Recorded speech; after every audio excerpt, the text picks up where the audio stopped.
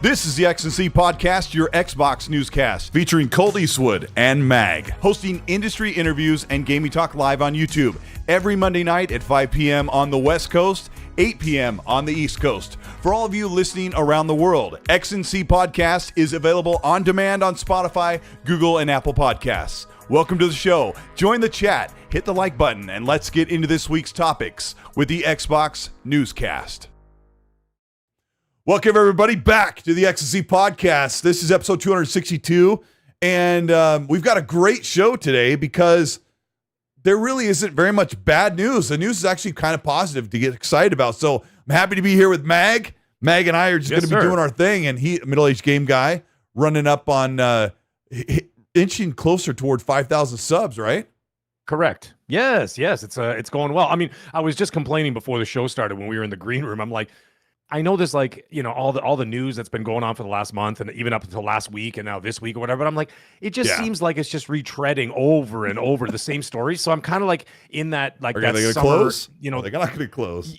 Are they going to get sold? You know what I mean? Like, well, I mean, even the PlayStation thing, and it's like, you know, it's just the same story over and over with like slight tweaks. And I'm like, I'm not. You know what I mean? Like, it just doesn't seem like I just like kind of like in flux right now, like in terms of videos and you know, and content. I'm like, what the hell am I gonna do a video about? Like what everybody else already did? Like, it's just gonna be the same stories over and over. And I'm like, but you know, it's summertime, folks. This is the time that we're allowed to have a good time. We're allowed to play games and enjoy the sun and everything else, except for Australia because it's their winter time apparently. But you know, because their toilets flush the other way. Yes. Thank you, Richard. Appreciate that. He says, enjoyed Mag's Black Flag stream. Yeah, I did 2 of those last week, a total of 6.5 hours of live streaming. It was awesome, man. Oh, my God. Yeah, I want to talk about Assassin's Creed Black Flag. I was supposed to do a review, but I'm trying to do everything. So I have like at least 5 hours of solid gameplay. I've unlocked almost everything, almost all the side quests. Absolutely fantastic. It is such a good game. It's always been great, but I absolutely love it. And I just, you and I always talk on the show how we like Ubisoft games. We like Assassin's Creed. I love Ubisoft games. It's hard to find a bad Assassin's Creed game. Like, people are kind of saying that Shadows is probably the lowest one in the series. I still enjoyed it, but Black Flag has been really, hey, look, Black Flag, Black Flag, Black Flag. I can say it over and over and not flub. Yeah, that's right, Rand. We can say it. We can say it every time correctly. Yeah. And I saw your stream. I jumped in and wrote something, but I've been playing it to death and I absolutely love it. Yeah. And so I want to hear your thoughts. I just think it's gorgeous as heck and so fun. So yeah, it's amazing. I mean, it's just amazing to look at. I mean, we've always said it. I mean, I know you and I have always said it. Listen, I think the thing with Ubisoft is that Ubisoft has fantastic devs who know how to cook, but man, their management is really bad. You know, it's just a whole thing. Like, that's their biggest issue, is like their management is just absolutely terrible and their leadership is not great. But man, those people that work in those studios, they do God's work over there, man. Because I don't know how they do it. From like Star Wars Outlaws and what's it called? Avatar was absolutely stunning. And I mean, you just pop that game on right now. Ladies and gentlemen, if you don't know already, if you got Xbox Game Pass, for example, Star Wars Outlaws and Avatar are both in there. So go play them. Do yourselves a favor. And it's funny I mentioned that, actually, and I believe 1 or 2 of those are in PS Plus too. So if you're a PlayStation player, check out your PlayStation Plus. They're there too. And the thing is, it was funny when I was doing the Black Flag streams, so many people were saying in the chat, they're like, Mag, because of you, I started playing Outlaws or I started playing Avatar. And they're like, dude, I love those games. Yeah, you did that to me. That people, yeah, and so people are like, dude, on your recommendation, I just downloaded it. It was right there on Game Pass, or it was there on PS Plus. And it's like, listen, man, get it. You know, it's right there. Just play it. And they're like, I don't regret a second of this. I'm addicted to this game or that game, whatever. They have that thing. Ubisoft has this thing when it comes to open world games that it may come across as tedious or fetch quests or this and that, but like, you know what the thing is? There's a hook, dude. Yeah, y'all got some of them side quests? Yeah, you know what I mean? It's like, they just have some kind of a hook that just doesn't let you go. And Black Flag is doing exactly that too, where when I'm not playing it, I'm thinking about it. And it's funny because the last time I played it was 13 years ago, whenever the heck it came out. What was it, 2013, 2014, whatever it was? 2013, yeah. And okay, so 2013. What a great year, by the way, for games. I mean, GTA 5 came out that year, you know, and then Black Flag came out that year, amongst other many huge games that came out that year. The new consoles dropped that year. It was a wild year. So anyways, I haven't played it since then, but the thing is, it just feels all brand new. The graphics are stunning. The combat is incredible. The parkour is excellent. The weather mechanics is really cool. Like for example, if you're walking around like Tortuga. Yeah, oh yeah, the characters are great. Wait, I gotta ask you. It's just, I don't know what your memory is. I don't remember the water typhoons or the lightning in the original. Is that a new addition, or did I just forget that? No. The lightning was certainly there. If memory serves, like they had like the sections where you had to avoid it, like you have to go around it because like it'll light up certain areas of the water. You're like, I'm pretty sure that was there, but I'm not really sure about the typhoons. I don't remember, to be quite honest. I don't either. The weather mechanics, it's like you could be walking around Tortuga, right, and in the daytime or whatever, and it's just like sunny and all that jazz, and you're walking around all these like mud streets and everything else, and then all of a sudden, a day later, it's pouring rain, and you're walking on the same streets, and they're all muddy now. The same streets. It's like it's incredible that the amount of detail, and you're like, your little pirate booties are like squishing in the mud and stuff, and I'm like, no way, and like you see your boot prints in it and stuff, and I'm like, these guys like absolutely cooked with this game. And like I said, when I'm not playing it, I'm thinking about it, and it's got its hooks like right in, dude. It's like it's not letting go at all, and I just been exploring the heck out of it, just going from island to island to island. And just 100%ing every island I can get, doing naval convoys, climbing, or whatever, synchronizing, and seeing all the getting all the chests and getting all the little unlocks. And then they have some cross progression unlocks for outfits and gear back and forth from the different franchises. And I was going to say, if you have Game Pass Ultimate, I loaded up my game library and I have every single Assassin's Creed game. I think almost everyone but Brotherhood. For some reason, Brotherhood is not in Ubisoft Classics, but yeah, they did such a great job of this game. Edward Kenway is as handsome as ever. He's so charismatic. I remember back then the Marvel movies were pretty new, and I'm like, this guy's like a wannabe Chris Hemsworth, and I loved him. So it's just been a really, really good time. And I'm also playing another game that I can't talk about till tomorrow. So it's just been a really, really, really good time. And Meg and I were talking pre-show, like we were getting ready to start the show. And we always are yapping back and forth. We're like, why don't we do this on the show? And sorry, as soon as you said I'm playing another game, and I'm like, what could that game? I thought you were just doing the pirate walk, like yo ho ho. I could have been doing that. Yeah, I'm like literal table goes Megan Colder, not Shields. Thank you so much. I'm in like 50 hours in, and I finally grabbed the shanty that's a lie. So I was like, crap, I didn't have this one the whole time. My memory back in the day. It's been so great, man. Like, what to do with a drunken sailor? I've been like walking around the house just singing shanties. Oh, it's my so wife great. finally started playing it. She's like 6 hours in. I think I'm about 14 hours in since Friday or whatever. Or sorry, since Thursday. So it's not bad. I mean, but like I said, when I'm not playing it, I'm thinking about it. So it's good. And then the next on the docket is Halo. So it's going to be wild. I'm gonna squeeze in all that pirate booty before we get to Halo. So when is Halo again booty. Officially? I think it's July 28th. July 28th. If my memory serves. Oh, that's plenty of time. We got time to do this. We can 100%. Yeah, I mean, I'll be done with Black Flag in a couple of nights. Probably maybe tonight if I play it, but right. Well, I mean, you had it longer, right? Because you got the review code. So it was super weird. I wasn't even allowed to say I had it until the 5th of July, and the embargo is the 8th, and it's like one of the highest rated. I thought I would end this segment of the first part of the show talking about what's next for Assassin's Creed. You and I have talked about it for a while, but they're kind of trying to get back to form, get their teams back in order with this remaster, which is good. I think everybody's probably feeling really good about it. So what's next? Is it, I mean, you might know. Hex. Okay. Yeah, that's what I thought. Is what they're working on next. Like when, in terms of the main line. We know?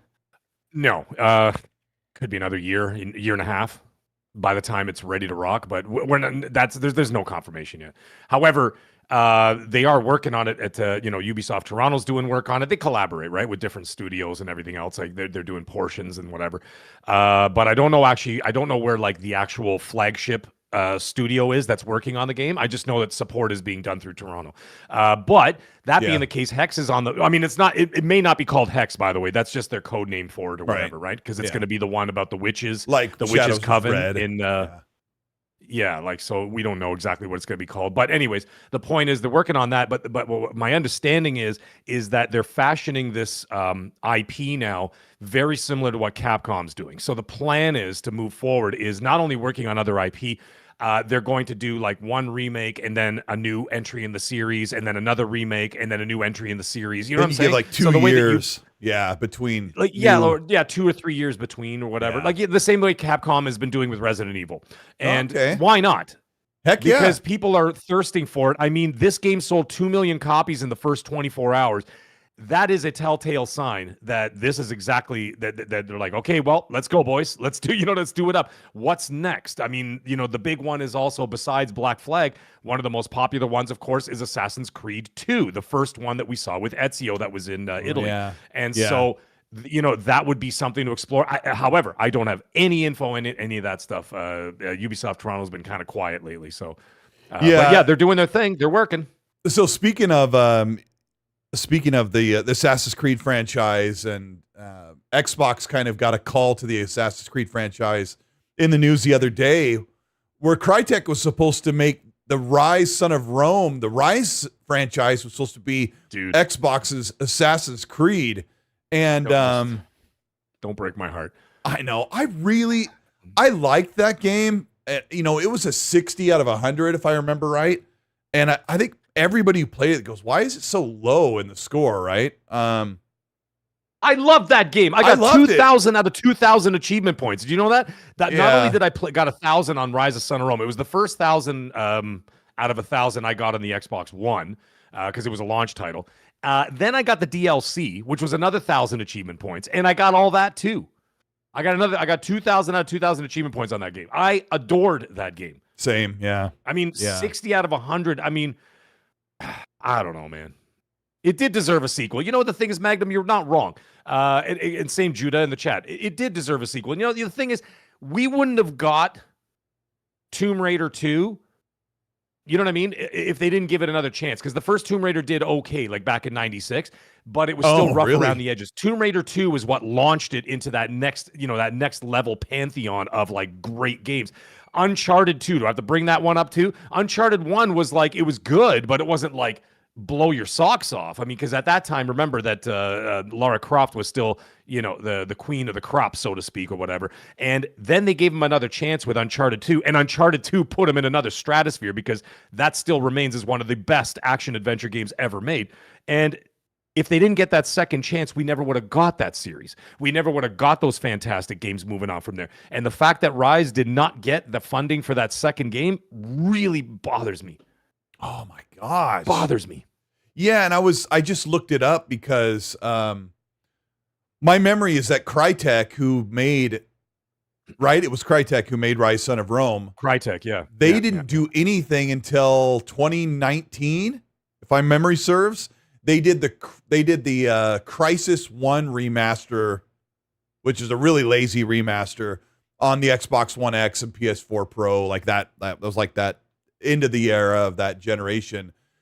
And then I looked up, the last thing they worked on was Hunt the Showdown. And I didn't realize that's what they were doing. But I can only imagine that Rise Son of Rome sold very little as far as units because the Xbox One had such a slow launch and kind of stayed that way. So it never really went anywhere. But we can all imagine the sequel would be amazing. Yeah, I lied. By the way, I thought I got the completion. I did not, but look, it's right there. Not bad. I got 1,800 out of 2,000 achievement points. I got 74 out of 78. There's probably multiplayer so I must have missed something. Yeah, that you were missing. Yeah, something I missed. That's unfortunate. So I got 1,800 out of 2,000. Not bad. I thought I got the 2,000. Now that's going to bother me for the rest of my days. I'm going to have to go re-download it now and see what I missed. Yeah, it's going to bother me, Colt. It's going to bother me now. So one of the things that came up in the news, I didn't even see this coming at all, but apparently Activision made a Black Ops 1 and 2 remaster for the PS5 and then didn't make one for Xbox or Switch or PC. And this was being talked about on the gaming news and I completely missed it. I think saw people mention something about Black Ops 1 and 2 and making jokes about exclusivity, but I had no idea what was going on. And then one guy hits me up on Twitter. He's like, "Why aren't you calling out Xbox, you shill? Like, why aren't you telling them they need to fix this now? Like, all we have is the back compat." So, basically for people who don't know, Black Ops 1 and 2 has been backward compatible on the Xbox since at least 2020, if not earlier. I know at least it was available to everybody because of the Activision Blizzard merger, but I think Black Ops 1 and 2 went into back compat way back toward the end or middle of the Xbox One generation. So anyway, those games have been available for like 5 or 10 years, whatever it is. I didn't do the research, which is another reason why I didn't know about this. But apparently, if you try and play those games online, they are riddled with hackers, and Xbox isn't doing anything about it because it's a free back compat title and there's like no money being spent there. But if you play it on PlayStation, you get like an extra 200p. You get a slightly better resolution, and that's about it. But now it's got the security. But I guess I'll use this opportunity to say, hey, Xbox, can you do something about that? Or why didn't you ask Activision to make that same version on the Xbox and then package it and sell it? Like, if people are like, oh, I don't want to play my old back compat version, I want to see what the new one looks like, you probably could have milked people for their money, and then they could have had a more stable online experience. So I don't know why they completely did not do that. That's like a total miss. I don't know if you got into that at all, Mag. Yeah, no, I bought them because they were $20 each. So I'm like, I'll just buy them. But apparently they're just the ports of the PS3. Like, there was no work done to them. So there's literally like nothing done to it. It was just like I don't know. I think that was a bit of a missed opportunity. They could have easily been like, okay, now they're like 4K, 120 FPS, cleaned up graphics or something, better servers, whatever. They could have done that, but you know what? It didn't matter anyway, because funny enough, I guess people's memories when it comes to Black Ops 1 and 2, they crashed the PlayStation Store the day that it dropped. So many people were buying them. Yeah, because so many people are buying them. And, that, of course, lends to the fact that when they're talking about, as we already spoke last week and the week before, about like Sony and the physical thing and the whatever. Remember what, a lot of people were like, well, speak with your wallets. Sounds like people did. You know what I'm saying? So like when they crash the store on a digital sale, that's all the metrics they need. And they look at that and they're like, okay, well, then like, whatever, right? I'm not going to get into that whole thing again, but I'm just saying, they crashed the store on the digital sale. I bought them; they were $20 each. If you're a PS Plus member or whatever, they're $20. So for $40, I got both games. I'm like, I already got them on Xbox. I already did as much as I could do with them on Xbox, because at that time, during Call of Duty, up until Black Ops 7, up to Black Ops 6, I was playing all the Call of Duties on Xbox because I have more friends there. And then I switched over to PlayStation 5 Pro from Black Ops 7 and on, because my wife wanted to play them. So I game share with her now. So now I'm playing them over there until further notice. However, I go back and forth, right? So I'll be playing like both on both systems. It really doesn't matter. Desert Cruiser in the chat. Yeah. I already played a little bit of online, like when it first came to back compat for Black Ops 2, because I used to play that all the time. But I just kind of to try it out. But Desert Cruiser says the game already has hackers and cheaters on the PS5 version. So, oh, really? Yeah, I didn't know that either. But to be fair, to my credit, I don't follow the Call of Duty news very stringently at all. I don't really. Yeah. Pony talk. I just wanted to own them. I just wanted them on both because, like I said, I already got them on Xbox. Like, because this was well before, I was buying all those games digital anyway. So I own all the Call of Duties from, I guess, 2015 and on is when I started basically full digital, because I told you my last physical game was Star Wars Battlefront 1 from EA, the reboot or whatever. That was the last physical game I ever purchased. So I guess from that year and on, I would have to look. Like I own them all on Xbox, and the only one I own on PlayStation is Black Ops 7. So I'm like, I'll get the other ones. I'll get Black Ops 1 and 2 over there. However, I wouldn't mind firing up Black Ops 1 and 2 on the Xbox to see if there was, you know what I mean? Just to take a look at it. I'd be interested. So, it is backwards compat. I don't have to do anything, right? So it's there. Yeah. It's like a six gig install to try it. Yeah. I'll try it. Yeah, I don't know. I just fix the hacking, but why in the heck did you not capitalize on a bunch of sales on Xbox? Super weird, because people just to say, hey, I want the better version. I just want to own that. Oh, sorry. If they remastered them a little bit, I bet you that more people would have bought those on Xbox too. It'd be like, here's a remastered whatever, like I was saying, 4K, 120 FPS, cleaned up graphics, this and that. Fix the multiplayer in terms of like, closing the door on hackers and all that kind of stuff, whatever. And you spruce it up or whatever, and you put it for sale on both. Not Game Pass. You put it for sale on Xbox and PlayStation. So not only did you crash the PlayStation store, you could have crashed the Xbox store. I think that's a missed opportunity. I think if they did just a tiny bit of work on it and then put it out there, freshen up the package, so to speak, I think it would have been, it's already doing gangbusters now, but it could have been doing double that. Because I think a lot of Xbox people would have bought it. They would have bought it. I know some people would have been like, Game Pass. And I'm like, never mind. Like, for $20, if you're an Xbox, whatever, Game Pass. It was 20 for both of them?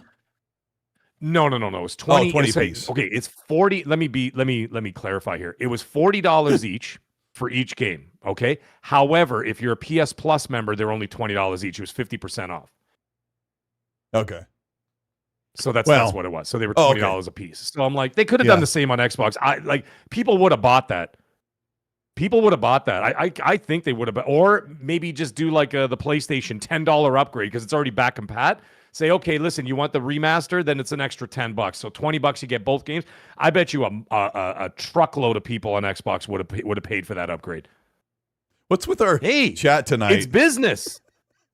What do you mean? What's that? Our chat's like making fun of my skin for being red, and like I got radiation poisoning, and they're saying that you're like the auctioneer of podcasting because you talk so fast. They're being super mean tonight, Mag. Yeah, I just finished working out. So like when I finish working out, I'm like just rocked up, right? So like the blood's flowing, everything's kind of moving, so I kind of talk faster. Yeah, I have a contrast filter on my camera because I like things. I like the black's black and dark. But now that I've been out in the sun every single day for an hour, like my face has really started. I've got so much more color on my skin, and so I turned the filter off. I love the shirt, bro. Yeah. So Mag, right. Who built that? Was that FarQ that built that shirt? Who was it that did the? I think it was. Yeah, I think him riffy. He goes, Mag, if it jiggles, it's fat. I think it was FarQ that did this one. And then who did the back of the shirt? Who the heck was it now? Someone tagged us on Twitter and made the VHS thing. I'll show in a second. It was the VHS thing. And it was like the old 90s VHS like box, and it shows you and I. I'll show you right now. Yeah, show it right now. Yeah. Tell me if you can see it. Your rear end. Can you see it? Okay, get up. Hold on. Up. Walk forward a little bit. I got to get the live. There you go. Yeah. There's the back of the shirt, folks. So it's like a 90s throwback. It's a 90s throwback. I know I was like kind of like waddling because I'm trying to like waddle around my gaming chair. That's a perfect transition to the next topic because we were making the jokes about VHS and tapes and CDs, and the PlayStation stuff is still in the news. And I thought I would bring up there's diminishing returns on the harassment that PlayStation is receiving.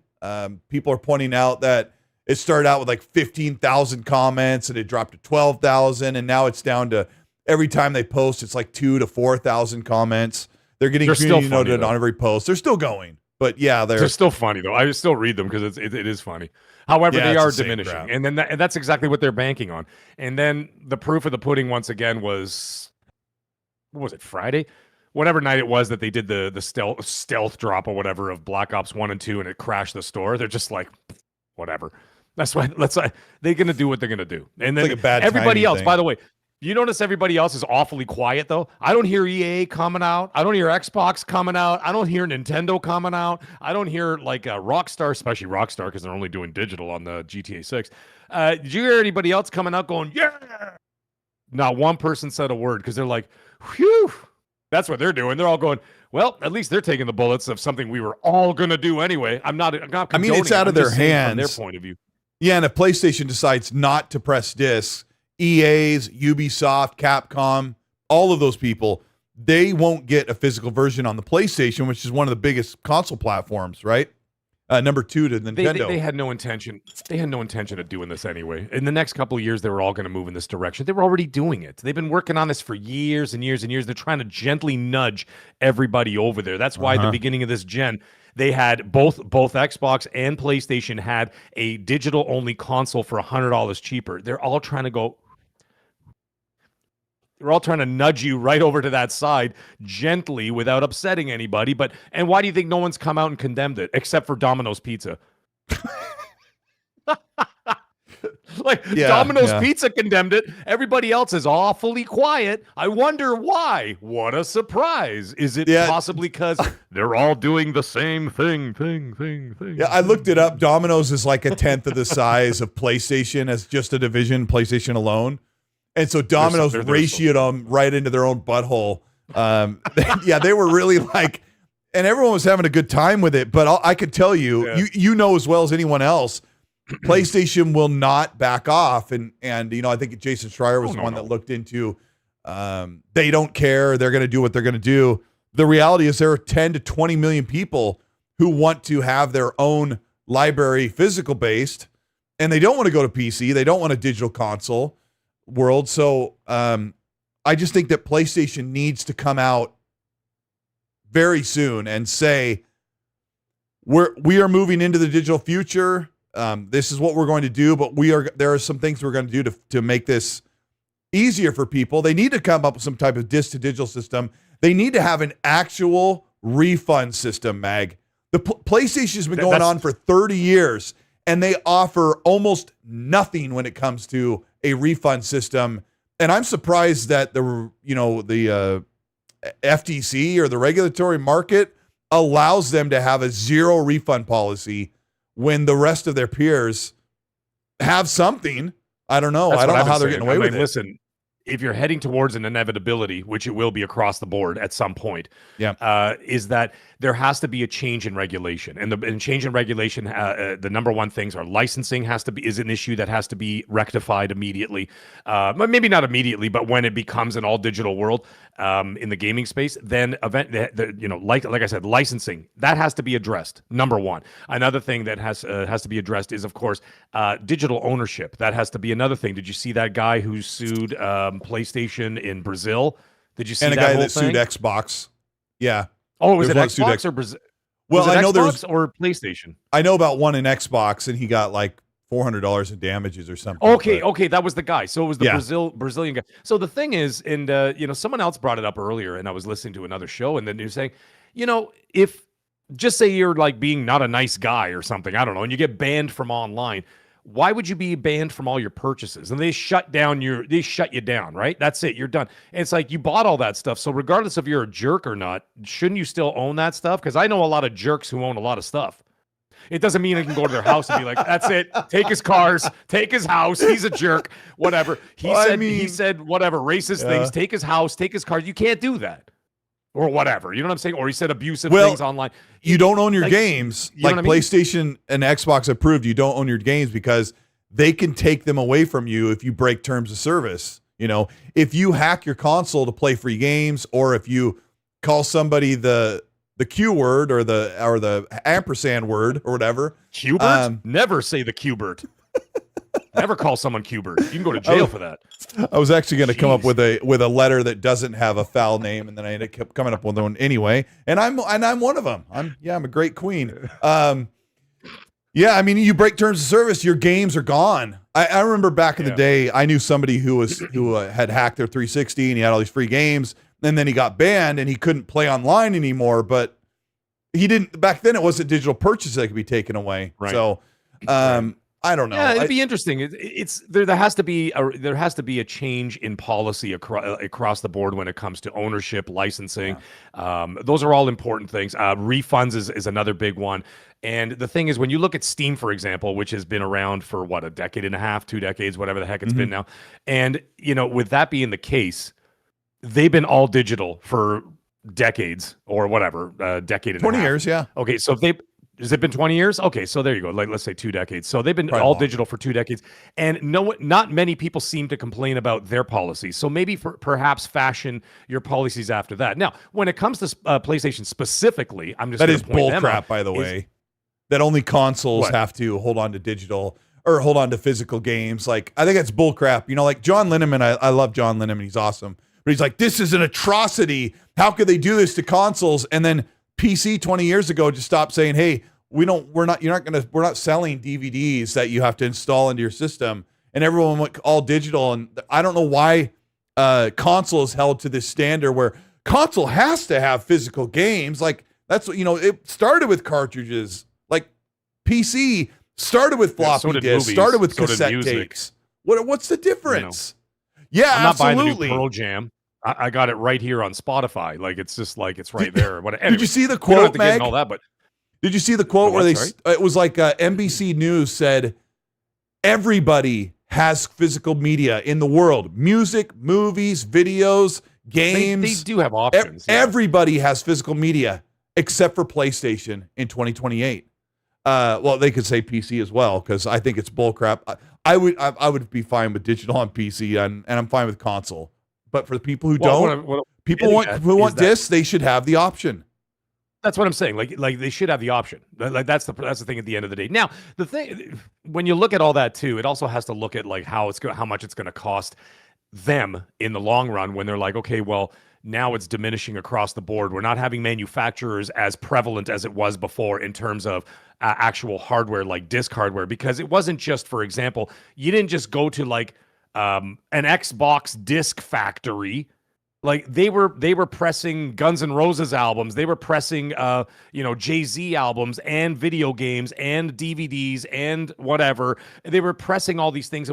Well, those places are all gone except for just a few now, and so they're getting smaller and smaller and smaller and smaller. And so what's happening is, A, it's getting more difficult to do. B, it's getting way more expensive to do. And that's where they're like, forget it. Like they're just going to say, listen, the inevitable is coming. Or what they could do is have it as a boutique item. I know it sucks, but it'd be like, listen, you're going to pay $20 more, but you can get it, but you have to special order it, and we'll make them for you.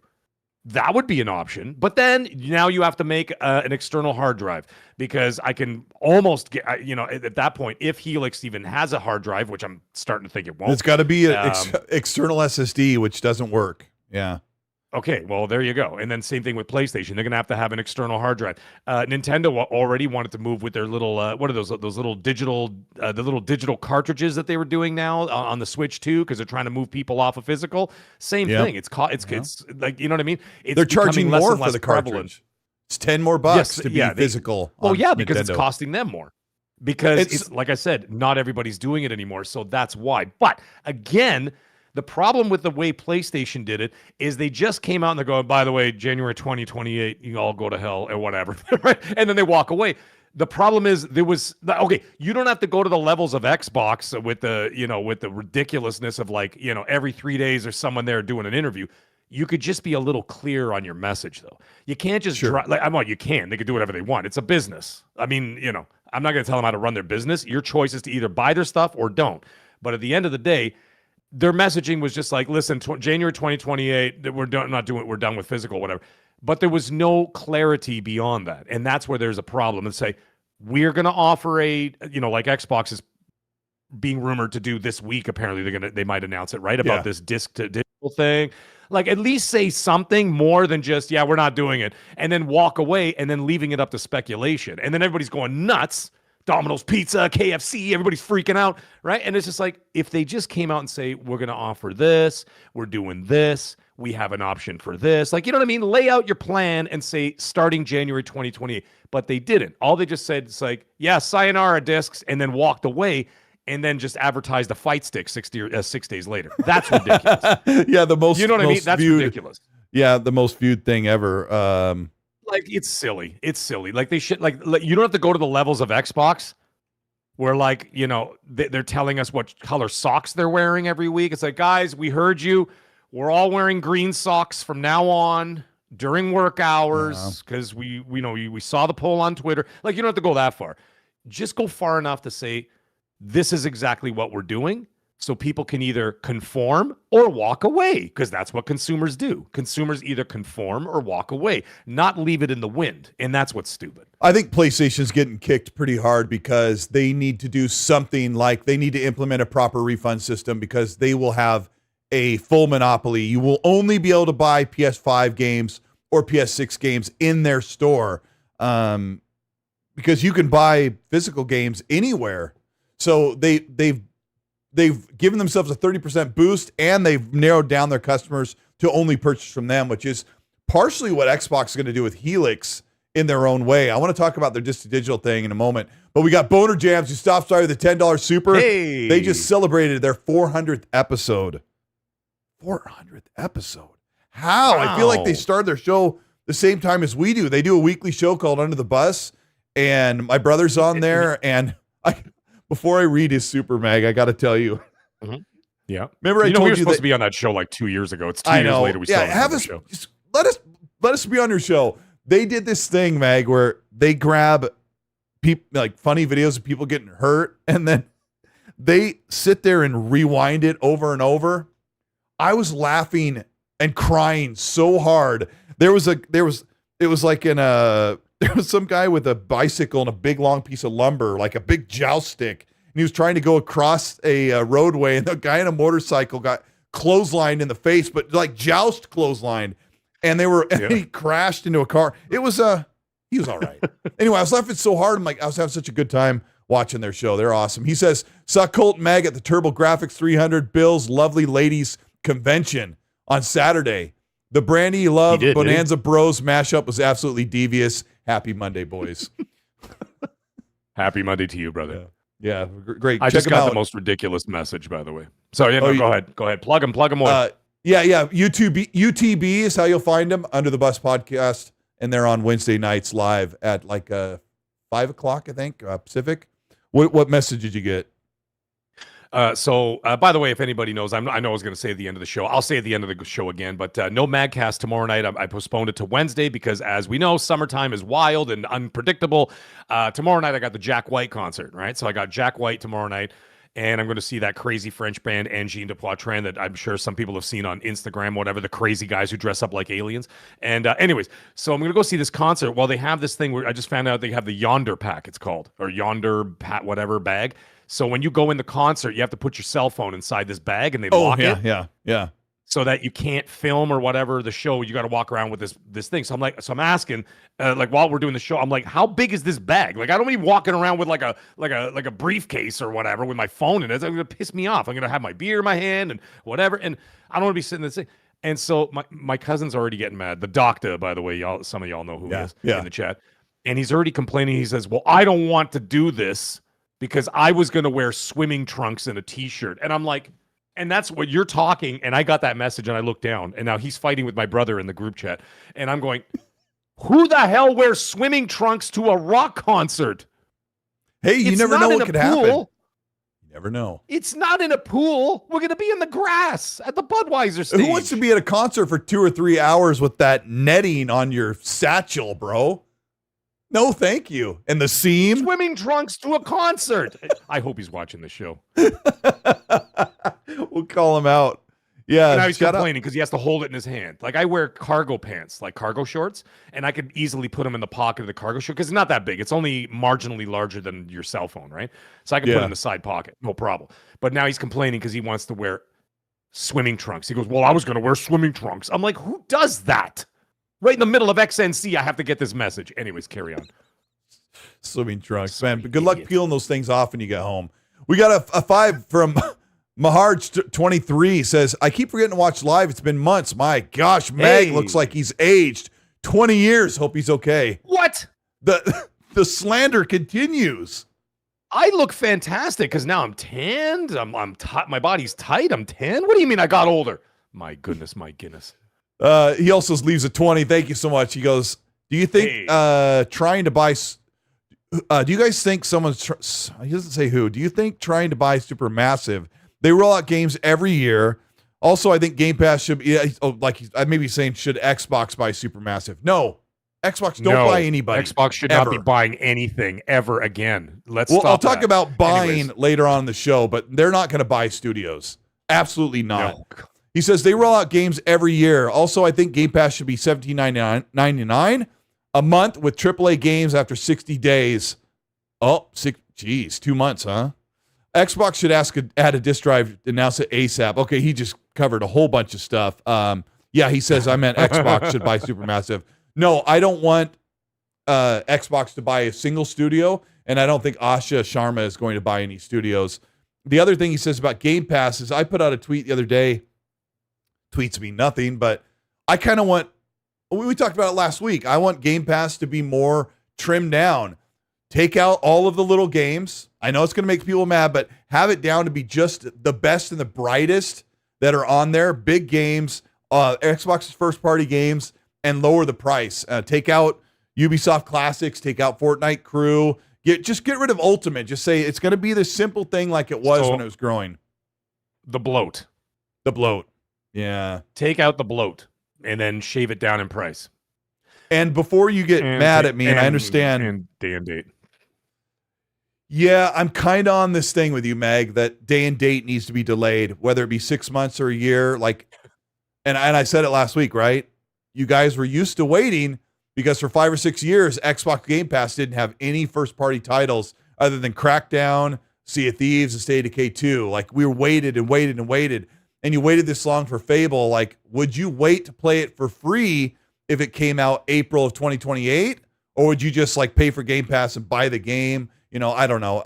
I know it sounds calloused, but I also don't think that's what Asha is going to do with Game Pass. I think she's kind of whittling it down to what it is. And I think that first-party games are going to stay in there day and date. The last thing he says about the disk drive closes up this topic. The disc to digital program, like Mag said, is supposed to be announced for insiders. I am in a lower tier of the insider. I don't want the latest stuff because I don't want to brick my console. It causes issues. It does. It causes issues on the console, like you get bugs and stuff like that. I got out of the insider program for the same reason, because I was in the top tier, and then I'm like, nah, I'm out, because then it just causes problems because they're constantly tinkering with it, right? And I'm like, I don't want you tinkering with my stuff. You want to know alone. So I backed out of the program. Yeah. You want to know what support told me a few years ago? I don't know if their policy has changed, but at the end of the Xbox One X generation, I was on the phone with support because I had an issue, and they said, "Are you in the Insider Hub?" And I said, "No." And they said, "Good, because if you're in the Insider, first and foremost, if something bricks your console, it is out of warranty." And I'm like, "What? That's bull crap." So I don't know if that's still a thing, but I don't even bother at this point. Thanks. But the disc to digital Now's thing, not the time to lose hardware. No, my son's Series S was at 4:3 aspect ratio, so it's black bars here, green in the middle with green bars. It was flickering. It was all distorted. And I'm like, that's got to be a hardware issue. I took a picture of the TV. I asked Copilot. It said, yeah, the SoC or the chip is out. You can't do a software reset. It won't fix it. And I'm like, oh, crap. So I'm looking on eBay, and I said, let's do a factory reset, and I'll start looking on eBay. And the factory reset completely fixed it. Completely back to normal. Good. You never know. But, now's not the time. What was I saying? Oh, disc to digital. So, yeah, Jez Corden and Tom Warren have been talking about this. There's actually some pretty cool features here. Your discs, if you own them, I have one over here, will be just like they always are, except I have a copy of Mass Effect 3 over here. That one won't work. But if you put a disc in, Mag, it will install the game and you own it digitally. And if it's a Play Anywhere title, you don't need the disc. You never need to put that disc in again, according to what I heard on this program. You put the disc in, you basically rip it. Like back in the day when we used to put a CD in and Windows Media Player would rip it, and then we had it digital, and you could always listen to it in your computer. You didn't have to put the CD in and say, I own the CD. So basically that's what they're doing is you could put a disc in, it is yours digitally, but once that disc goes into an Xbox that is logged into a different person, that's when the entitlement transfers over. So it is almost exactly like discs always are. So the scenario would be, I bought Far Cry 6 on disc, and I put it in, and I play it, and it says, let's install this. This is digital. You own this. And I never have to put the disc in ever again. But then I drive over to Mag's. I'm like, hey, bro, you can borrow Far Cry 6. As soon as Mag puts it in, it says, let's install this. And now if I try to load up Far Cry 6, it's like, oops, you don't own this game anymore. But if Mag gives me the disc back tomorrow, I put it in, it's like, hey, let's install this. You own it. So it is a back and forth thing as much as so what the hell is the point? So what are you supposed to do with the discs once you do this disc to digital? So let's say you do that. Well, what's the point? You send it Let's back say to them you- or something? Or let's like say you you get, like, a own like credit, or what is 100. it? Let's say you own like 100 physical games from Xbox One and Series console on a shelf, Okay. and you're like, but Helix doesn't have a disc drive. What do I do? Well, Xbox says, Okay. make sure you put all of them in your disc drive Oh, console I got now. you. I got you. Okay. And then okay, when okay. you get the Helix, you just go into your library and install Far Cry 6, and that disc is still there forever. So it just You sits there. So it's just gonna rot on the shelf for all eternity, but or whatever. If you're a collector, it's there as part of your Yep. collection or whatever. Yep. But after that, beyond that, if you do anything with it, you basically will lose ownership if someone else tries to launch it. Ownership will be lent away. So it's really cool where your disc is still treated like a disc. Nothing changes. If I let you borrow a game, you could play it whenever you want. But if you give it back but to then me, you'd have you to put can't it launch back it. into your. Okay, so but you would have to have hardware, for example. Let's just say, for argument's sake, Helix does not have a disk drive. So if you gave me Far Cry 6 for the Xbox Series X, okay, you already downloaded on your hard drive. I got it now. I play it for 6 days. I bring it back to you. In order for you to have access to it again, you have to put it back into an actual working hard drive to reinstall. I just put it back onto in my your thing. Series X, and it's like, oh yeah, you own this, and you don't have to install it. We already installed it. But if you launch Far Cry 6, it's like, hey, where's the disc? Yeah. Right. Yeah. Okay. So right. Okay. I get what's happening. Okay. But the thing is, you would always have to have. So, for example, my guess is this is for options reasons, but to me that sounds like Helix is not going to come with a hard drive, which many people have already said. Or disc before, drive. Yeah. Or more in the know. Sorry, not a hard drive. My bad. The disc drive. Without a disc drive. So, I mean, they're doing that so, like, you're prepared for this. Eventually, they'll make the decision. Like I said, they're wiping their brow going, oh, thank God Sony did it first. But anyways, the point is they this, are. You still have the option, but let's say the Helix does not, as most of us suspect it won't, built in. So then you would always have to keep the old hardware hanging around if you were going down this route. Yeah, like if you're a PlayStation fan, when you buy the PS6, you will need your PS5 plugged in, HDMI'd in at all times if you want to go back and play anything before 2028. Xbox's solution is way better than what PlayStation's doing by far, without even doing anything extra. But if if they're like, okay, we've got it whittled down, this is Helix, it's going to be $999 in the US. We can't go any cheaper. We don't want to go any higher. But if they throw in a $50 disc drive for them, like $30, they can say for $1,100, you can buy the disc drive. But we talked about this last week, I think. It is possible to sell a box that takes your discs and just has a USB cable that just reads the data. It spins the disc up and it reads the data and just does the entitlement, reads the metadata and the tags or whatever and says, yes, you own this game. And then it downloads it from the internet. So in the future, Xbox could just offer something that people would want to buy. The only problem is if Xbox does an external disc drive, that thing would be $100 to buy extra, which would be worth it for a physical game owner. But those things would be so hard to get. Like, remember the old Rock Band Connect? Like the Rock Band had like an adapter to play on Xbox One, and it was $100 to $20 or something. And it was so hard to find that people had to pay like $500 for them. So they are up against an issue. So what Xbox needs to do, sorry, I'm like yammering on about this, but no, I didn't make a video about it. What Xbox really needs to do is just say, look, this is an easy win. Just the form factor's not tied down yet. Let's just build a disc drive into it. Let's have two models, a digital and a physical one, and we'll make if we make a million of the physical one with, if we make a million consoles, only 10% of them will have the disc drive or something, because that's really what the numbers would call for. For every 10 consoles, make one that has the disc drive built into it, and it would be very hard to find them, but at least it would be there. Yeah, yeah. And like an option. I mean, you don't have to have a lot of options, but if you have the option, it's still an option. And you still have a door. You still have the door is open to crack, and that's fine. And that's all I've been talking about, like from the beginning. However, as we already know, since 2017, for example, when you want to talk about Xbox and their business plan, they've been peddling Game Pass for 9 years. What is Game Pass? Not physical. So a lot of people that have been into the ecosystem for the last decade, I mean, people have to try and not forget this, is that the majority of the games that they've got on their console, they never owned and never will. And when you look at it, you're like, wow. And you're looking, I'm like, I haven't bought a game in 5 years or 6 years or whatever. Some people still do, obviously, but there are a lot of people who are consuming on Game Pass. Well, they're pushing for that. They've obviously been pushing that as their digital, business plan. Yeah. But if you still leave that door open just enough that there is an option there for people who want it, you will have to pay a premium because it's no longer going to be the norm. Well, that's on you. But at least the option's there.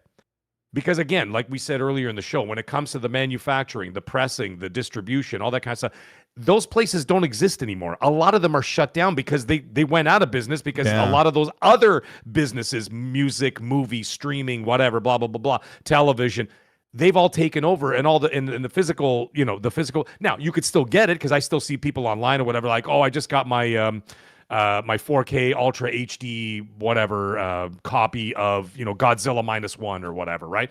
And it just arrived today. You have to special order it. You can't find it in Walmart. Like, you know what I mean? They're no longer there. And so, like, I mean, maybe some Walmarts, but not around here. Like all the electronics store or section of a Walmart and Target is like a shell of its former self. They got washing machines in there now. I know, it's just like it's not exciting anymore.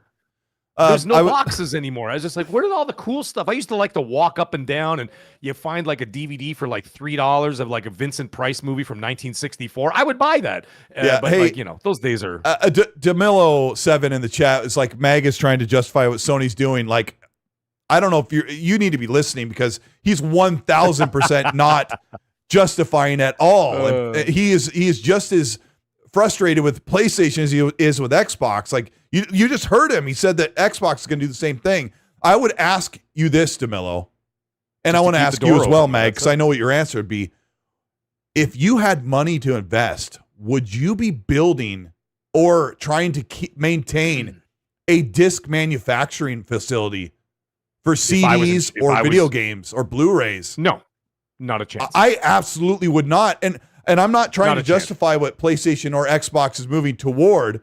Mag said it perfectly. Mag summed up the entire conversation. You at least need to add some type of option. That way people have an option to choose. That's it. Even if it's only 10%, at least the door is open. That's all I'm saying. Yeah, you leave the door open, that's fine. Because then at that point, you have a choice to make as a consumer. Because the thing is, when they do go to an all-digital future, which it seems asinine that we're even having this conversation because everybody else did and nobody said a freaking word. It's just your music, forget it. You're not going to go to the store and buy Pearl Jam's new album or whatever. You can, but hardly anybody album. Is. Hardly anybody's buying new CDs. I haven't seen a CD in the store and God knows what. But I'm just saying, like, it's no longer prevalent. It's all on your phone. You pay your subscription. You do your thing. You know what I mean? Anyway, the point is this. From a business point of view, absolutely I would not be investing in that because it's done. Now, the thing is... hold on. We're not trying to say it's pointless. Meg and I are trying to make the point, like, if you had to try and prop up the physical market, it would be a frightening, money hemorrhaging ordeal. And I would never invest. PlayStation in that. and Xbox are pouncing on this. When you buy a game digitally, it's yours forever, as far as they're concerned, because you paid the price. You can't refund it. You can't sell it. You can't loan it. And so it's a win-win for Steam and Xbox and PlayStation if you're a digital console. And PlayStation has sold 2 different models of digital consoles. Xbox has sold 4 different ones. I think they had, the all digital Xbox One. They've had the Series S. They have the Series S other model, and they have an all digital Xbox X. Was the One S a digital? I don't remember. The One S was physical, but they made an all digital at the very end. All they did was just cover up. Because I had a One S and a One. I had an Xbox One, the original ones, and then I had an Xbox One X, and then I also had an Xbox One S, the white one. And now I've got a Series X and a Series S. So I've got one digital guys, Xbox and of course my PS. We're not saying that game discs or movies or CDs are not available. Like they are. Go to Walmart. There's tons of them. No one is in those aisles thumbing through CDs. That era is gone. And I loved it. Meg and I are Gen X. Like we had cases full of CDs. Yeah, we loved it. No, but they are available, dude. We're just saying my kid buys CDs, but you know, or you can keep spamming in the chat. Like, who is this guy? Yeah. He wrote Arlarios like, stop, don't spam it, bro. We'll just we'll time. He keeps doing it. Yeah, we'll just time you out for a minute. But like, dude, you're just wasting people's time. Just for 1 minute. It's been time. Stop. Anyways, yeah. So no, they're still there, but they're not there. Like in what's the number, Mag? Like for all the people listening to music in the world, what are the What's the percentage of people? I'll look it up on the internet, but. What's your guess? Like it would be for the people who listen comical. to music, how many are buying CDs as their choice of digesting new music? Mm-hmm. What's your guess? People who listen to music and people who listen to new music purely by going and buy CDs. I'm trying to type it in at the same time. I didn't want to type it in on this one. Okay, I'll do it for us. I would love to see the percentages, but. Anyways, it doesn't matter. Yeah, obviously they're still available, but they're not prevalent. Like, I mean, I can go to Walmart. They don't have anything there anymore. They're gone. I mean, this is just AI, but it says, according to Music Revenue Report from 2024, CDs make up 2% of the total U.S. music market. Globally, 3 to 5%. And that's just AI. So AI is pulling from news articles or reports or whatever. So take it as you will. But, I mean... So that's still, even lower anyway, than the point is, even if it's 5%, still keep a door open for people, but you're gonna have to pay a premium. That's all. Just pay a premium. CDs and movies, like, listen, they're not that expensive, but no, but I'm saying pay a premium in terms of like you're gonna have to pay more for it because they're not gonna be manufacturing them in quantity to be able to keep the cost down. Is what I'm saying, and that's where it comes into it. Even Nintendo, same thing. Why do you think Nintendo's having the little digital chiclets that you can have on your Switch too? I mean, they're moving towards it. Anyway, the point is that what they're banking on. This is what I was trying to say like 10 minutes ago. Is that let's say you've got, I don't know, 100,000, I'm just making up a number. 100,000 people are super pissed and they don't want to be part of this or whatever else. In the end, when it comes down to it, I would still say that out of that 100,000 that are super pissed or whatever else, I would still say that 80 to 85% will conform. And that's what they're banking on. So they're like, okay, so a percentage is not happy with us. Well, then after this change happens, only a percentage of that percentage is going to remain vigilant in saying, I'm not going to be part of this. I'm not buying a PS6. I'm going to, I cancel my subscription to PS Plus. And that's fine. You have the right to do it. You're a consumer. It's your money. And so that the thing is, then they're banking on a percentage of a percentage are not going to conform. The rest will conform when they realize they have no choice. Because they're going to be like, well, I kind of want to play that. Right? And I mean, and like I said before, the hypocrisy is hilarious. I mean, you've got 40 plus million people just pre-bought or whatever, pre-ordered GTA 6 digital only. How many people are though? Let me see how many people canceled their pre-orders. Same thing 7. with Modern Warfare 4. I put out a Grand Theft Auto about the Black Ops 1 and people. I know they broke. Like, I mean, they give me broke a break. the store. It's performance. Yeah, I mean, PlayStation knows. Like, they're gonna have to eat. Of course, they know. They're gonna have to eat So crap does for a Xbox. while. Yeah, they're gonna have to eat crap So does for a while. Nintendo and EA Yeah. and everybody else and Rockstar. Clearly, Rockstar, because they've already said, "You guys want this game?" Yeah, I made a GTA that's what 6 you're gonna video on Sunday, Meg, and the very first comments from channel members that watch this show were, I cancel my pre-order because they don't have a physical version. And I saw some of those in the comments when the video went public. But you could buy the box with the little See you, Matt fortune BT. cookie inside. yeah. Yeah. All right, Maverick. We'll see you Wednesday. All right, Wednesday. You can go buy check out you Mag. can buy the box with the little with the fortune cookie inside, and when you open up the box, it'll have the digital code for you. But I mean, at least you can look at the empty box on your shelf. But anyways, like I said, I don't condone it. Which I don't know. Some people just clearly can't understand what nuance means. But I'm not condoning it. I'm just saying leave the door open. for people to have that. But Just if you're do something. that ignorant to think that the majority of the future is all digital, when right now the majority of everything is all digital, what are you, blind? Let me ask you there's this, horse Mag. blinders, and then there's like gamers horse blinders. They're like extra long. Like, give me a break. But Let me ask you this: do you think there's going to be a uprising big enough to get Sony and or Microsoft to reverse course on this? Nope. Are you just being are you just being a cynic, or are you trying to be a realist, or what's going on there? No, I'm trying to be a realist, because all they care about is making more money. And making more money means that those people will conform over time if you want to continue to digest their entertainment. Yeah. That's what they're going to do. Now, they may throw an olive branch for optics, right? So they'd be like, all right, fine. If you want a physical copy of this, we'll do one special. But I don't think they're building like Helixes and PS6s. Well, PS6s we already know now will not have a not have a disk drive. But like Helix and stuff like that, if it's going to be a PC and console form, it's not going to come with a disk drive either. You're going to have to buy all that stuff separate. It'd be like, listen, we didn't say no, but it's going to cost you, just like you said, instead of 1,000 might be 1,100 or 1,050 or whatever, and the option will be there. But then what are you buying with it? I mean, if you're playing your backwards compatible stuff, like if you have a whole room full of games, great, that's wonderful. You can access those games, especially Xbox with their backwards compatibility and stuff like that. It's great for that. However, if you're looking for like the new Call of Duty that's going to be physical in like 2 years or 3 years from now, I would probably start thinking that won't happen. Yeah, because it's just too costly, and they're just going to be like, guys, listen, man, you're either going to get on board or don't. Because if the people, now think about this, every person that leaves, a new customer is born. And that's what corporations always do. When there's a guy, like some guy said, I can't remember, I think it was in one of my chats last week, the guy's like, I'm selling my PlayStation. And I'm like, to who? And I'm going to sell it on eBay. I'm like, so you're selling it to another consumer.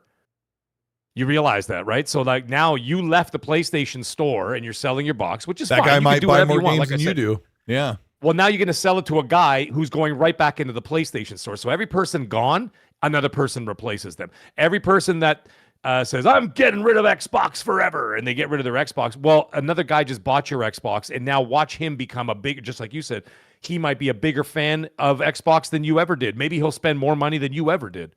Yeah. Yeah. Right? So like, if you think corporations, a new customer's born every day. Yeah, I saw MBG say that he was so ticked off about this whole thing that he's not going to spend another dime with PlayStation, but Wolverine is a force to be reckoned with. And God of War Le Fay is supposed to come out probably by the middle or early part of next year. Like, there's going to be some big games. Lao Fei. Sorry. Yeah, good luck. I always think of Lao Fei and Lao She. It makes me laugh. Unfortunately, from Temple of Doom. And I know we're kind of being jerks tonight, but unfortunately, people don't really boycott and force. Like, a large group of people don't rally together and speak with their wallet. Like, we watched it. Like, I actually support the physical people. That's what people are not seeming to understand. I'm actually supporting them. I'm saying, listen, guys, God willing, I hope it works out for you.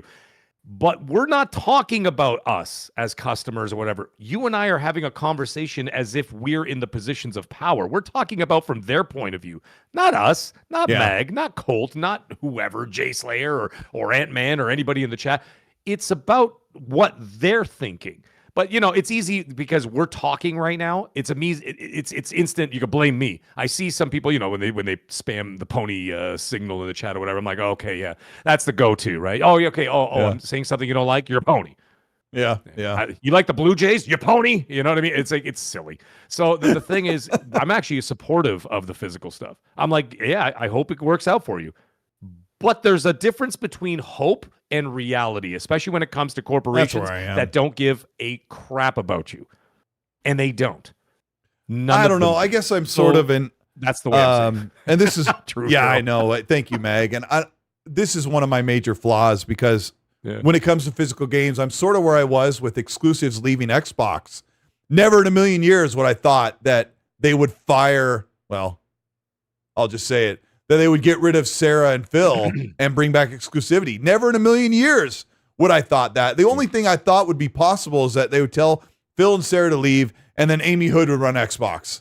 Like, I never thought we would be in the situation we are. And when it comes to physical games, I just sort of feel like you're trying to bucket water out of you've seen that video where someone's like trying to dump water out of like a flooded street and they're just dumping it over a curb and it's not going anywhere. I sort of feel like that's how it is with the physical games thing. Like, this is a train that can't be stopped, and I want the physical gamers to have their redemption. Yeah, so I'm asking for PlayStation and Xbox to offer one solution. And Disc to Digital with Xbox seemingly will.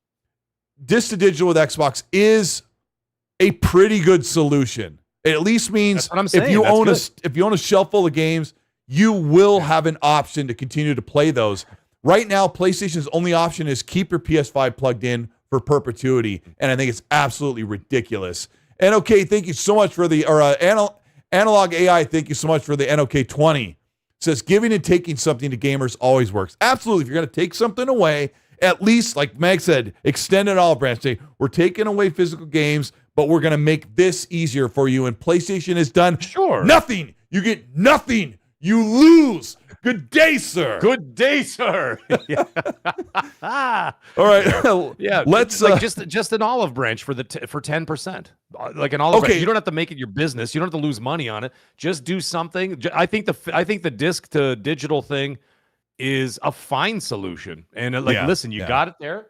However, all I was saying, another thing that I'm saying is that in 5 years from now, yes, you'll have your walls full of games and whatever else, but is that going to continue to grow as more companies move away from it? Let's also not forget that most indie games, for example, or even AA games, don't even do physical releases anymore, right? Because it's too expensive for them. So if you notice that, like you want to buy, I don't know, I'll make up a game, but like some of these AA games and stuff, they never even did physical releases, or they did them for special editions only because they can't afford to do the physical. So like eventually, what you already have may be all that you're going to have as it as the future progresses and less people are doing it. So I'm not talking about I think the disc to digital for what you own now is a fantastic idea and will continue to be, but eventually you're going to run out. Because most of them are going to walk away and be like, guys, this is not worth it, man. And like I said, those indies and AA games, a lot of them do not do physical releases. I see people online going, hey, at so-and-so, are you guys ever making a physical release of this game or whatever? And they respond with we can't. It's just not in our budget. Yeah, and if there's 20 million physical gamers, it's not in the budget. It's not a good use of money. It's just not a sustainable business anymore, and all those other things we can assume, which are probably close to true. Doom Riffy says Willie Colta and the Mag Factory, which made me laugh. I would ask you one last thing before we close. Like snozberries. Yeah, might be. What a great movie. What a great one. It's the best movie. I think it might be one of the best movies ever made. It really is really good. It's very, very old, but I want to ask you one last thing before we close this one out, this topic. Sure. But what would you think PlayStation should or could do to say, hey, we're getting rid of physical games, but this should help? I would take a minute. If indeed Xbox does the disc to digital, as everybody's saying, it's good. They are. No, it's coming. It's a real thing. It's coming. Well, then I would do what Xbox is doing.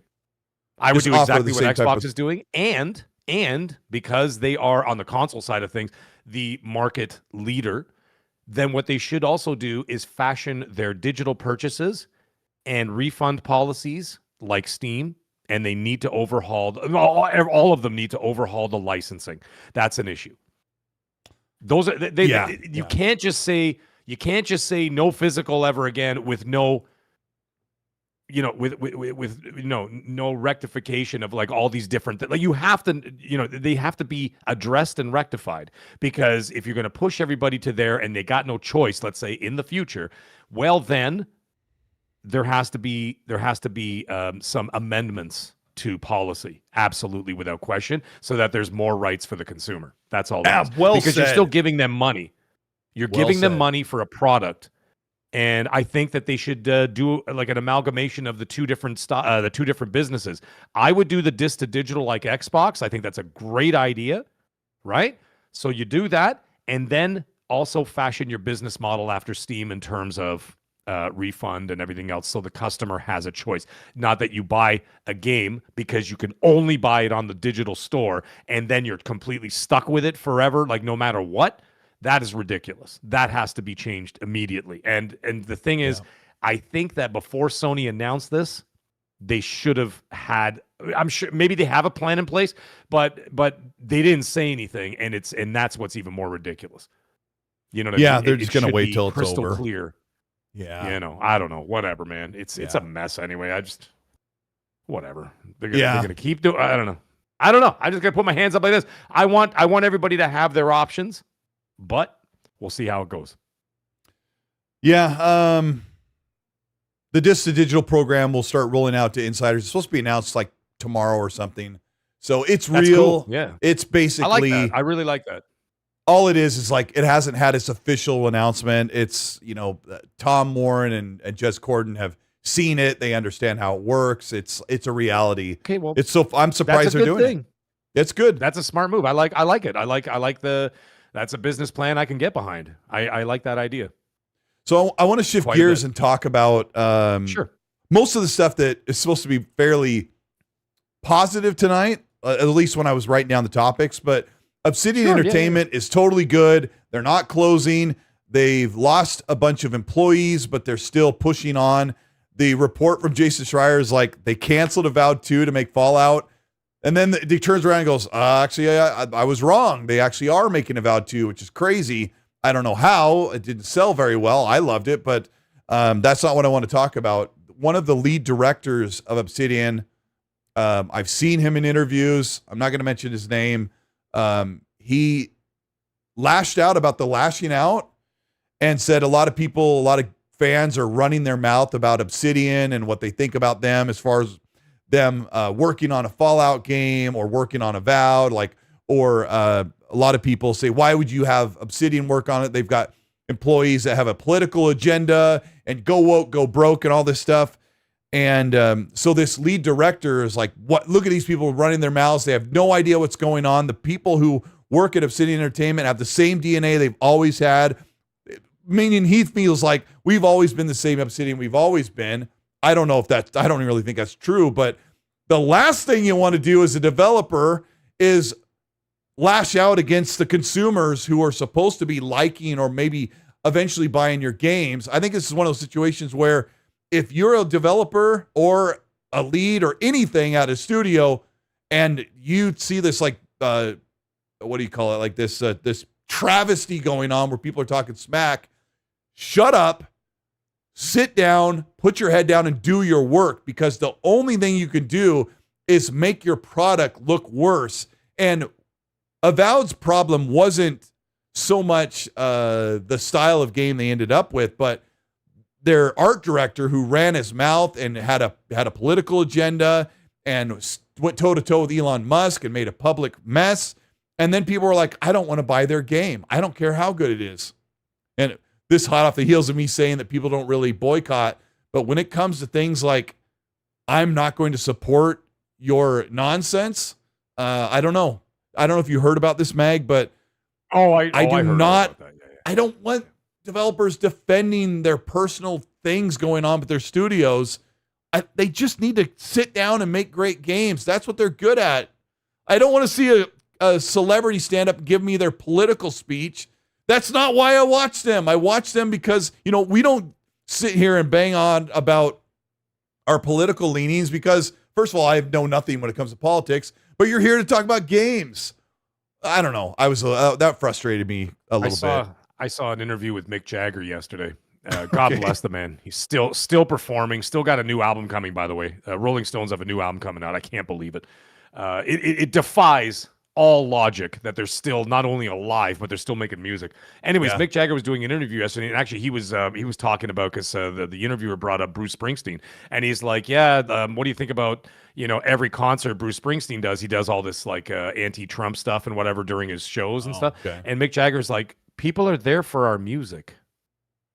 Like, he didn't blast him, but he's like, I do my shows for music. He goes, he goes, they're not here to listen to political rantings in between songs. It's like they're here to watch the show. They're there to see the concert, or in this case, they're there to play a video game, or they're there to watch a movie. They don't need to hear your red carpet, blatherings about this, that, and the other. And it's just like, just make the movie. If you notice how the big guys don't do that, you notice how the big guys generally don't do that. Like you get the big actors and actresses in Hollywood don't say nothing, or musicians, they don't say anything. They just go out, they do the thing, they go home because they know the business. And it's like, it doesn't matter what you do, what you believe in. It's totally fine. That's what a free world is all about. You're allowed to feel whatever and think whatever and support whatever or denounce whatever. That's your right as a person, especially in a free world. However, when you're making entertainment, just make the entertainment. Like nobody cares. Like nobody cares. I don't. The chick from Snow White constantly whatever. And weird. Bombed her movie. Bombed her movie. It destroyed her movie because a lot of people boycotted whatever, right? And then all this other stuff. Just make the product and people will buy it. That's it. You don't have to get into it. Don't say nothing. Make a game. People will play it. If the game is good, people will support it. If the game's not good, they won't support it. Everything else, save it for yourself, save it for your friends, save it for an argument at Thanksgiving dinner with your family, whatever. But you don't have to put it in, you don't have to talk about it when you're trying to, do that stuff. That's the way I see it. You're there to entertain. That's it. Yeah. I mean, I'm going to go see Jack White tomorrow. If he starts with that stuff, he's not going to, he's going to be up there like doing a riff and all of a sudden he's going to be like, yeah, and I don't like, homeless clowns, whatever. Homeless Clowns is going to be the name of his next album too. Dude, it's a great name for a band. Ladies and gentlemen, welcome to the stage, Homeless Clowns. Anyways, whatever his thing. He's just going to go up there. He's going to do his thing. He's going to do an encore, and then we're going to go home. That's it. And I'll be happy. You know? And heavily intoxicated. And that's it. That's all. I'm going to have a good time. I know that the Obsidian guy wants to protect his team, and people talk mad crap about Obsidian, and I think it's hilarious that they put out an 80 and an 82 rated game with Outer Worlds 2 and Avowed, and people talk about how mid and trash their games are. I'm like, that would frustrate me as a fan of the games, but being someone who makes the games, that would be really frustrating to see like they're a shell of their former selves. I'm like, guess what, man? Every studio you love is a shell of their former selves. Like there's even people who are calling GTA woke slop, what do they call it? The homos. Oh, the guys who made GTA 6 are not the people who made GTA 5. Like, right. Those people that made the people who made GTA 5 are probably retired or older or in a different position or maybe left the company. It's a whole different thing. It's like people keep hanging on to this thing. It's like, oh man, like teams like the Coalition that was made Gears of War E-Day. And of course they're going to use these games as reference and as inspiration for their works, right? Their works of art that they're doing. Because I still, video games are a work of art. That's the way I see it. But the thing is that it's not the same people. Like, you got to get out of your head. Those aren't the same people who worked on the 360. They're probably retired or dead. We're all worried about Mass Effect 5, Bag. We're all worried about Mass Effect 5 because we know. Dude, if I go to a restaurant that I used to work in like years ago, there's nobody there that I know. There's nobody there. They're all either retired or still doing something somewhere else or whatever, or dead and whatever. Like, it's not like we got to get out of that. But as long as you pay homage and you utilize the the source material for inspiration and you build off of success, then you've got a chance. But I mean, I don't know, man. The whole Obsidian thing, it's wild. It gets a little wild and a lot of drama, a lot of unnecessary drama, I think. And I just say, you know what? If they're going to be working on an Avowed 2, then do this. Focus on making the game more appealing to more people. Yeah. And make it good. That's it. Just focus on that. So if you have Avowed that was met with a lot of people thought it was mediocre or whatever else. I didn't get into it. I tried. I gave it a college try. Couldn't do it. I was just like, this is not for me. But either way, it's fine. I gave it a shot. Then build on that. just like we were talking about at the beginning of the show with Uncharted 1, which was okay, and then Uncharted 2 that was fantastic. I think Uncharted 1 was or awesome. Tomb Raider 1 that was okay, and then Tomb Raider 2 was absolutely amazing. I even remember now, like being in Venice in Tomb Raider 2, going around the opera house and doing shootouts and stuff. It was amazing. It was a huge step up. So why don't you just focus on that? And then, of course, if you have a part of the team working on a Fallout, I don't think they're working on the Fallout exclusively. I think it's going to be like sort of a collaboration. My guess, and it's just a guess, is that I'm thinking that what's happening here is that they're going to be two sort of beacons or like heads of Xbox Studios, going to be ABK and Bethesda, and then everybody's going to be sort of working under them. Like as a division of the two big teams. As you can see, they shave down id, throw them at Bethesda. Shave down Obsidian, they're throwing them with Bethesda. Shave down these guys, they throw them in under Activision. So I'm thinking that Xbox is going to be two publishers. It's going to be at ABK and Bethesda, and all titles will be coming out of those two. And then there'll be like the Forza Horizon and Gears, like Xbox Game Studio stuff, tried and true. But yeah, if you're looking for a game where you're running around and hitting ghosts and jumping around in the swamp and listening to a banjo song, you might not get that game anymore. But I love Obsidian, but you have to wonder, if you're not a fan of Outer Worlds 2 or Avowed, like, do I even want to play a Fallout game? But well, I mean, do they are you ready for this? Passions of the crowd? Like, I mean, if they go for the New Vegas 2? I got kind of a bombshell about Todd Howard that I'm totally speculating on. I'll give in a second, but Alvin, thanks for the $5 super. Says Jagger and Richards from Rolling Stone says, run off Coke more than Blade runs off the serum. Hats off to them for kicking all these years. That DNA is now hieroglyphics. Yeah, they're pretty amazing. Dude, they're amazing human beings. DeMello, that's exactly what I said, man. He says, makes no sense, assumptions only. Do you even listen? I literally said, if I were to guess.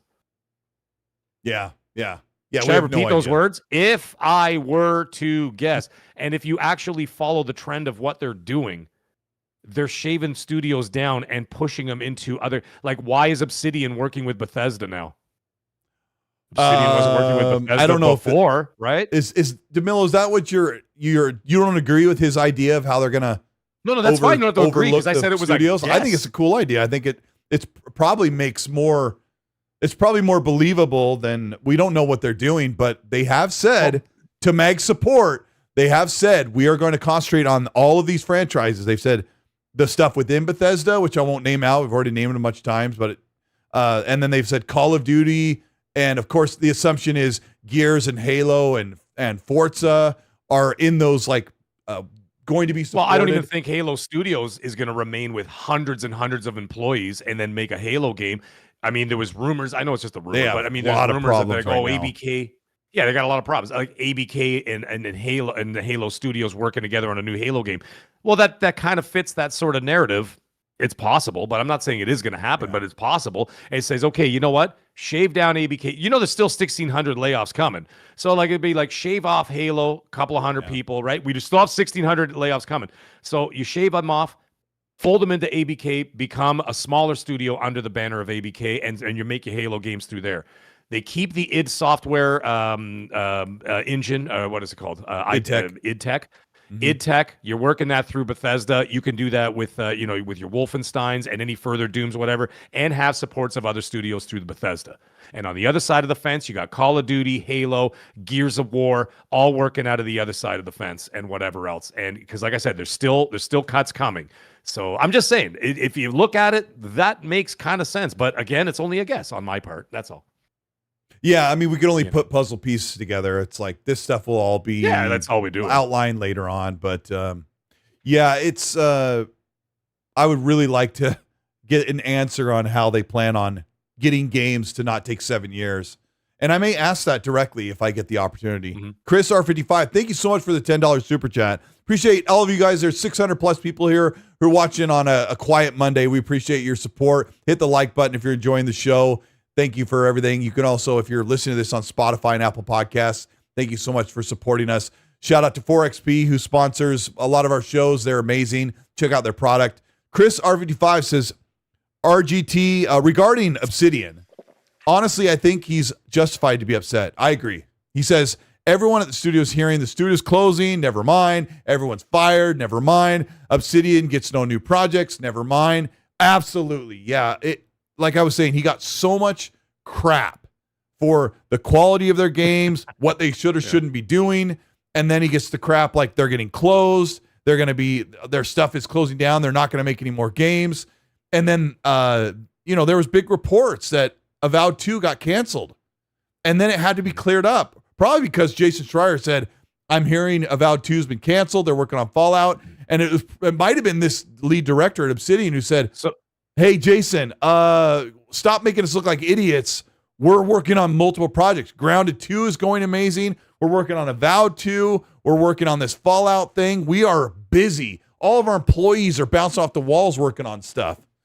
So, I agree. He agreed. He was upset, but you need to just keep that to yourself because people just jump on you and make you a big target. Sorry, Mag, go ahead. Well, I had a question. It's just merely an inquiry. So if they shaved down Bethesda in size, Obsidian, they cut down Obsidian staff, and they're working on more projects than they were before. So like, wouldn't that lead credence that perhaps other studios will be supporting each other in order to make the big tentpole titles that they're be coming out, because they're going for those. I mean, they said it themselves. They said, we're going to be working on, the big titles, your Elder Scrolls, like the big names that pop, right? Your Halos, your Gears, your Forzas, your Elder Scrolls, your Fallouts, whatever. And so I could see that a lot of those studios being sort of amalgamated together and working on these together.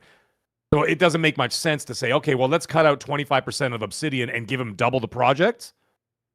That doesn't make any sense. I know. So that's why I'm asking. Sounds like I think there's going to be support more from other teams. Bringing in more support is going to Yes. is going to help speed up the process. But I think the thing that they can't say, and this is my speculation, is that there's going to be more. No, you're not getting 2 more years. Or why are you missing milestones? You cannot no longer continue to miss milestones. I think that Mag might be onto something, that Activision will take more of a leadership role over part of Xbox Game Studios. So I have that heliocentric graphic I've used in videos. If you guys watch a lot of my content, where it's like all the studios surround Xbox Game Studios, including Activision and Bethesda. It might be where this chunk that is mostly Activision will be in charge of these studios as well. We'll also help them. There'll be cross-pollination. And then there's the thing we don't know and they can't say is there's going to be crunch. We will work overtime instead of adding several months to a project, and people are going to get yelled at. Like, you can't just sit here. Like the Halo guy? They hired up all these people. Yeah, the Halo's got problems. Yeah, I'm sorry. I've been watching all the reports about him from HR. Let me go back. Let me erase what I said. That was super insensitive that I said that people will be yelled at, because there are reports at Halo Studios. There's like real people are being yelled at and being treated horribly. But what I really mean is that they got to put the hammer down and say, no, this, you can't be dragging your feet. We got to get these games done, because I don't see a future. This is all speculation. I don't see a future where Asha Sharma is like, well, games take 6 or 7 years now. No, I don't think so. I think they're going to change that. She said the direct opposite. She said, we're going to get them out in a faster time frame and focus on the big titles. Yeah. Like I like it's so clear as day. Like, she literally is just spelling it out for people. You know what I mean? It says like, listen, this is exactly what we're doing. We're doing the big titles. We're doing the big money makers. The very risk averse. You ain't gonna be getting no keepers. I'll tell you that. No, I'm not saying anything negative again. I'm just saying, if you want to look for that, you're only gonna find that through ID at Xbox, like where they could do partnerships and say, hey, listen, we'll fund $500,000 and then we'll do an ID at Xbox thing or whatever. Or you could just apply through there and you could do that. That's where you'll see the different interesting experiences. However, from there on in, it's going to be blockbusters or nothing, and that's all it's going to happen. It's going to be big blockbusters and all these studios shaved down, pushed together, and working on them together in different facets of technical support. And that's exactly what they're going to do, because it's clear as day. She said it herself, for God's sake. And so, like, as for how, like, the details, we don't know the details. We don't know. And I just assume that there were times when Xbox leadership looked at a game and went, all right, I mean, you know better than I do. Walking Lighthouse, huh? Ship it. Well, see, now here's the thing. Like, just to bring it up again. Okay, we're doing a new Fallout. Yeah, exactly. Right? We're doing a new Fallout. Okay, it has to be out by 2029. Sure. Yeah. How are you going to get it out in 2029 when a single studio takes 5 to 7 years to make a game? The only way you could do it is if you work with other teams, and they're going to smush those teams together and say, id, you know, Obsidian, and you, you're all doing the new Fallout. And there's probably going to be some, I want to talk about id Software, who's not dead. There's probably going to be some scope reduction. So I don't know how you guys feel about this, but apparently Doom is working on another game, which I'm like, you guys can take a break. You don't need to make another Doom. Probably a break would be good. But hey, I'll play another Doom game. They're awesome. But how about a Doom game without all the cinematics, where you don't need to do all the motion capture and all the previs and all that stuff? Just make a Doom game where it's like 2016 was made with 30 or 40 people or something. Randall Thor was telling me. It is crazy how because there was no small team. The cinematics were all in engine. The game was just balls to the walls, and Eternal, at least the DLC added all these cinematics, and then Doom the Dark Ages really heavy on cinematics. They look cool, but just think for a moment. We used to have far less cinematics. The games used to be amazing, and they used to take 2 years. So maybe there's going to be a paradigm shift where games just need to lower the scope. We're not going to make a 100-hour experience. We're going to make a 40 or 30-hour experience. And there's going to be far less stuff to sit and watch and eat popcorn. You're going to play it. And maybe what that means... That's what I've been saying. Make smaller games. We don't need, I don't need to play a game for 380 hours to get the proper ending. Just give me 40-hour experience is more than enough. If you're willing to pay $150 to go to the movie theater to see a 90-minute movie with your wife and your kids, then I have no problem paying full price for a game that gives me 40 hours or 50 hours of infinite enjoyment over the 90 minutes I just paid for double the price to go see a film in a theater. Yeah. Right? I'll pay the $70 or whatever and play for 40 hours happily. We're playing Assassin's Creed Black Flag right now, and that game, when it came out, took 2 years to make because Ubisoft has 2 Assassin's Creed teams that piggyback. And so that game's absolutely phenomenal, and it's a 40 to 50-hour experience, and you can do what little or all of it if you want. And either way, everyone says the game is great. So there has to be some sort of wrangling, because I think Xbox was told, well, I was told, Xbox said, make whatever you want, it's going into Game Pass. And that proved to be a dangerous combination because somebody needs to be standing over the team going, is that how you're going to do that? Like with Perfect Dark.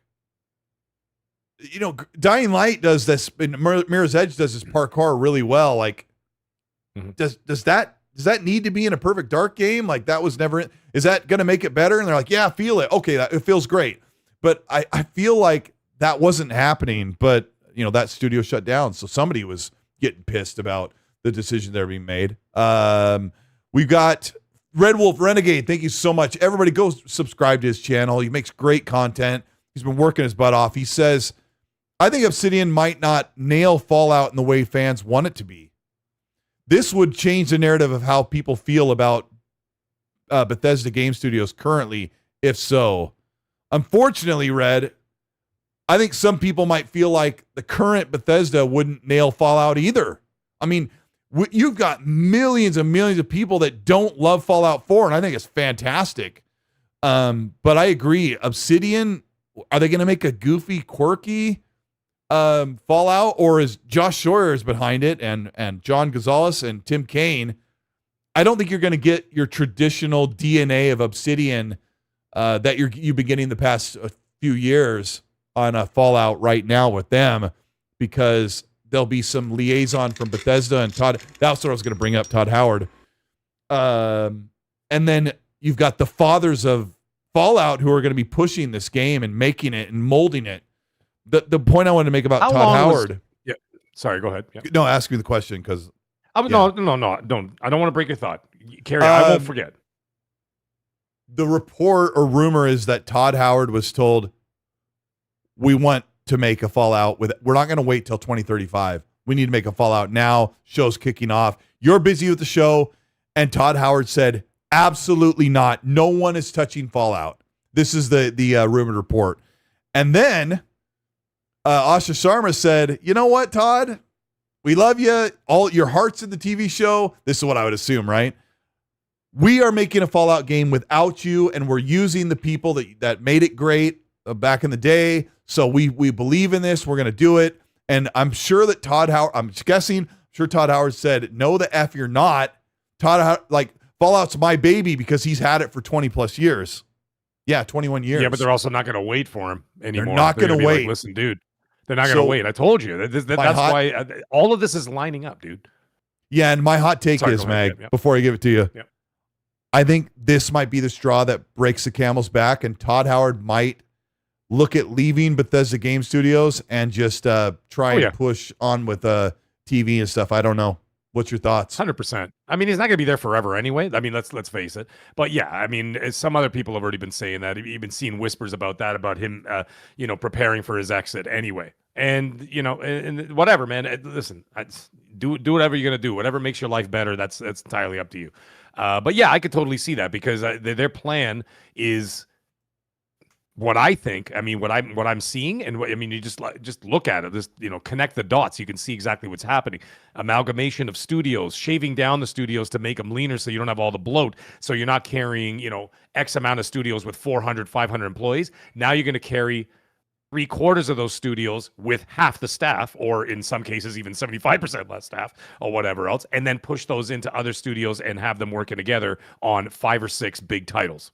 Period. Yeah, and having them coming out in a more timely manner so that you're going to get a new Fallout every 3 years without missing a beat or whatever, right? A new Gears. I don't think you're going to get another 6 years, 7 years for new Gears. You're going to have that. If you look at Gears 1, 2, and 3 with what's his face there from Epic. What the hell's his name? The guy who created Gears. Cliffy B. Cliffy B. Yeah, sorry. I couldn't remember his name. Like Cliffy B. Like they were cranking those out, 1, 2, 3, every couple of years they were cranking out a new Gears game, and they were great. And did anybody complain? Really? No.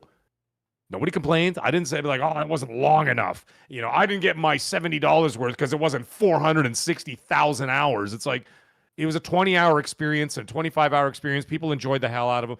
Doom 2016, as you brought up earlier, smaller experience, less cinematics or whatever. It wasn't a bare bones game per se, but it was a smaller, tighter, leaner package. And guess what? That's my favorite of the trilogy.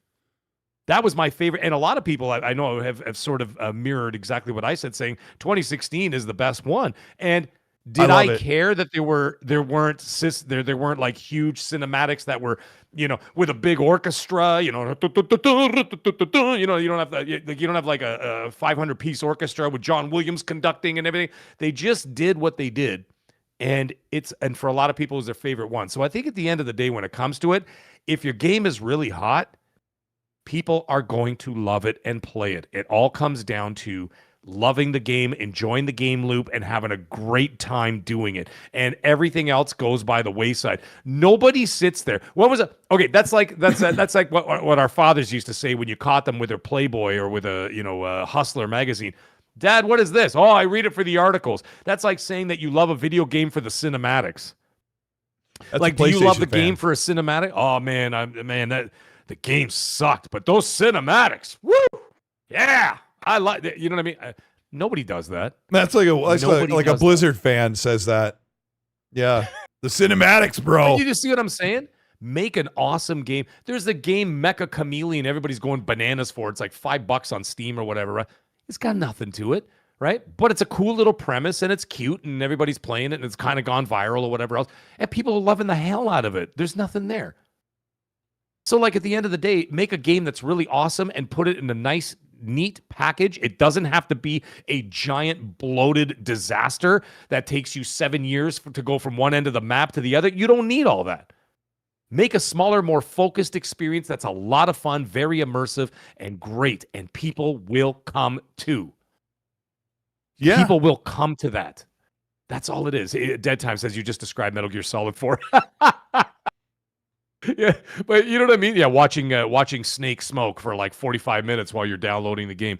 Oh Anyway, my gosh. you remember Yeah. that? He was just Oh standing yeah. there smoking a cigarette for like 45 minutes, and I'm like, dude, just download. But anyways, that's all it is, man. And so if they can pull that off and do it consistently, they won't have a problem. Yeah, that something's Then they won't definitely have a going to problem. have to change because these studios have been getting away with so much length of video game development. I want to say they get away with murder. It's just like games cannot take this long, and I don't think that'll Well, be in the future anymore. and Grandpa North America Barbecue's is too expensive, dude.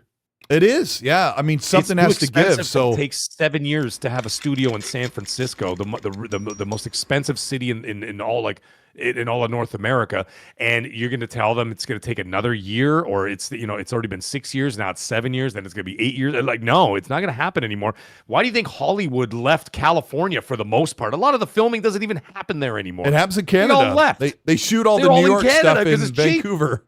Yeah, Yeah. yeah. They like Toronto is like New York City now. You know what I mean? Like they Yeah. just change the street signs or whatever because it's cheap. Although Toronto's getting too expensive for them now, so they all pissed off and now they're going out. Now they're going out west to go Yeah, film they're going to movies and Vancouver. stuff like that because Yeah. they're all leaving because they can't afford to do the productions in these places anymore. And a lot of when you've got Silicon Valley in there and you got all these studios.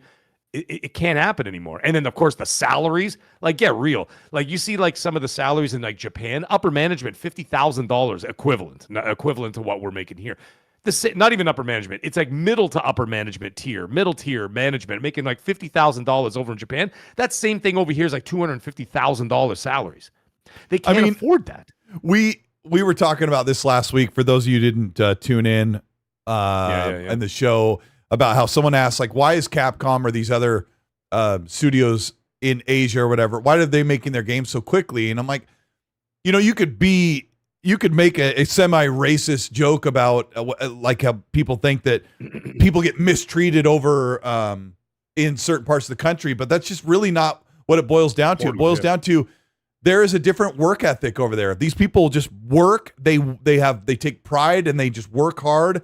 And they meet their deadlines, and it just seems like over in the West, the developers take their time, go, oh, I need a break, I didn't do this, but I don't think there's poor working conditions at these other studios that are making these bangers in Korea and Japan and no, they're just awesome. And they're good with scope, and I think there has to be a reduction in scope, and there has to be an accountability that's going to change. And I think one of the things that Osho is supposed to do is come in and go, where are the redundancies? Where are the problems? Where's the bloat? And it's crazy that they got rid of so many people at id Studio, but they're like, we're fine. They put out a public statement like 4 days ago. They said, no, we're good. We still have a team. We're working on our next project. I think that's where they said they're making another Doom game. They're also going to be helping Machine Games. Like, maybe. I'm going to say a lot of things that will sound insensitive, but maybe they just hired too many people during COVID and they've been there for 5 years. And now it's time to say, how many people do you really need at your studio? It really sucks because as consumers and customers and gaming fans, we just want the games as soon as we can. We want them to be really great. But dude, we're consumers. That's it. Like, we're consumers at the end of it. We do analysis of this industry. We do analysis of the different companies that we talk about or whatever else. But at the end of the day, and that's always something I try to stress on my channel too. I'm like, dude, at the end of the day, guys, all of us in the chat, whatever, people listening after the fact, we're just people that give them money because they make stuff we like to do. That's it. Yeah. So now we analyze this stuff, and obviously people enjoy listening to it and everything else. And obviously we find it very fascinating because we love the industry. It's a very interesting industry. However, there are realities to this industry that are changing rapidly, and the Western world is what's in trouble, really, when it comes to all this at the end of it. And they're the ones who are facing. We're not just blowing hot air. It's a crappy reality. Go ahead. Yeah, I think after GTA 6, I'm telling you right now, just a guess, I think that after GTA 6 comes out, that might be one of the last of the gigantic, ridiculous, over-the-top games that you're going to see for a very long time outside of Rockstar. I think a lot of different companies are going to start not only cutting down staff and labor and this and that, but I think the size and scope, as you had already said, Colt, I think size and scope of games are going to get smaller, more focused. I love the big games, and but done with you're speaking smaller, facts, leaner man. teams. I So love the think big if games. you want to get your fill. No, I love them too, but like there are limits to ridiculousness. And I think that like after GTA 6, I think that might be one of the last ones we'll see out of a Western dev for a while. So You might be onto something. How long did Crimson Desert take? And that was made in Korea, I think. South Korea. That correct. game's gigantic. That game is ridiculous. Yeah, that's ridiculous. Yeah, I don't know how the hell they pulled that It was off. in development for 7 years. That's a really, really, really long time. But we That is could a be long speaking time out for of our that- for butts that, on yeah. some of this too. But we're just trying to we're opening the conversation to you guys as well, because we don't know. Like I don't sit in these studios, and it's really crappy for me to say some of the bloat or extra employees, maybe they don't need to be there anymore. I don't want to say that at all. And a couple of people that I know personally lost their jobs this week at Xbox. And one of them, my wife and I were talking to him at the airport because he was flying to Seattle like we were. And he said to me, I don't know if I'm going to have a job in 2 weeks because of the whole 100-day thing with Asha. And I'm like, really? Like, dude, you've been here forever. And he's like, yeah. And then he announced today that he was let go. So like there was this 1,600 people. And I was like, oh, they're going to let go a bunch of people now. And then in 6 months, they're going to let go the other 1,600. Like, we're going to see this happen over and over as they go through systems. It really sucks. Grandpa Barbecue's Game Cat, thank you so much for the 33 channel membership months, dude. Appreciate you for supporting both Mag and I. He says, Mr. Eastwood, is the rumor true that Bethesda Game Studios is making an HD 2D remake of Daggerfall? I've never heard anything like that. An HD 2D remake of Daggerfall, like a side scroller, or I don't know. Weird. I'd never heard anything like that. America's Team Forever, thank you so much for the 2. Says, Colt, will Xbox Helix have a disk drive? No, probably not. But like Meg and I said, it ain't that hard. Just do it, and you'll be. People will really be super happy. It'll be such a good, heartfelt, we give a crap moment that will only cost Xbox $100 price jump in their console in the retail market. But that's kind of that's a tough call. So let's talk about Elder Scrolls. Well, before I talk about Elder Scrolls, I got some confirmation that on a roundabout way, one from Aaron Greenberg, who finally spoke up on LinkedIn that he still has a job. Aaron Greenberg, the marketing lead at Xbox, has been very quiet since all this happened, and he finally spoke up and poured his heart out to the people who in his team who he lost. So he's still around. But I heard, and take this as a grain of salt, because whatever, but Jason Ronald is still good. He's there. But I also heard from somebody I talked to that Jason reports directly to Asha, so he's obviously not going anywhere. And I don't think that Project Helix is seeing any major changes. I think the biggest change they're going to see with Project Helix is they are going to hide the Steam store away and not make it readily accessible. And Ubisoft's Connect store or the EA store, I think that Xbox might be reevaluating. I show in a lot of my videos right now, if you hit the Xbox button on PC, a sidebar comes up on the side part of your screen, and you can go directly to GOG, Steam, EA, other PC storefronts, and launch the app in Windows. But I think Asha, I'm going to guess that she is reevaluating the accessibility to that. So you can launch your Steam games, you can launch your EA and your Ubisoft games on the Helix, but if you want to go to the store, I think they're going to say, open up the browser and go to it from there, and get the browser-based version, or go on your phone and buy your game and then launch it there. And I think putting a small barrier which says, we're not blocking it, we're just not going to give you the store because that's just, the store will be the Xbox store. But if you want to buy games outside of Xbox, you can do that on your phone or on your PC, or you can just launch it in the browser if you'd like. And I think that might be one of the major changes that Helix sees before we get reveal. So anyway, that's how I feel. Yeah, Grandpa Barbecue's Game Cat says, Cole, I'm joking around. How could they be that serious? I mean, I don't know, bro. I said in my video, sorry, Meg, I'm rambling. I said in my video the other day about Todd Howard, like having Obsidian make a traditional Fallout game. Why not have some other studio make a, there's this game called Bakersfield that fans are making. You should go check out my video on this, Mag, but these guys made this classic Doom style first-person shooter that is all Fallout themed, but it's a first-person shooter. It's got the Doom style HUD on the bottom. You're shooting ghouls and super mutants. It has all the weapons, but it's like really bad pixelated 2D quasi 3D graphics. But it's like, why not put some of these studios on a Fallout spin-off, like a not what's it called, Fallout Shelter, but maybe a 2D style shooter that's in the Fallout world, you know, because there was a turn-based game, I think, for Fallout. I'm watching it now. The Bakersfield thing?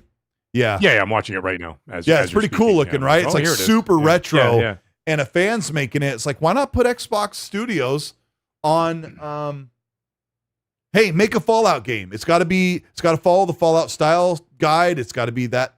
Just make something. Maybe if it's an isometric twin stick shooter, you know, instead of a turn-based isometric game, like isometric twin stick shooter where you can use VATs and stuff. Like, it would be amazing.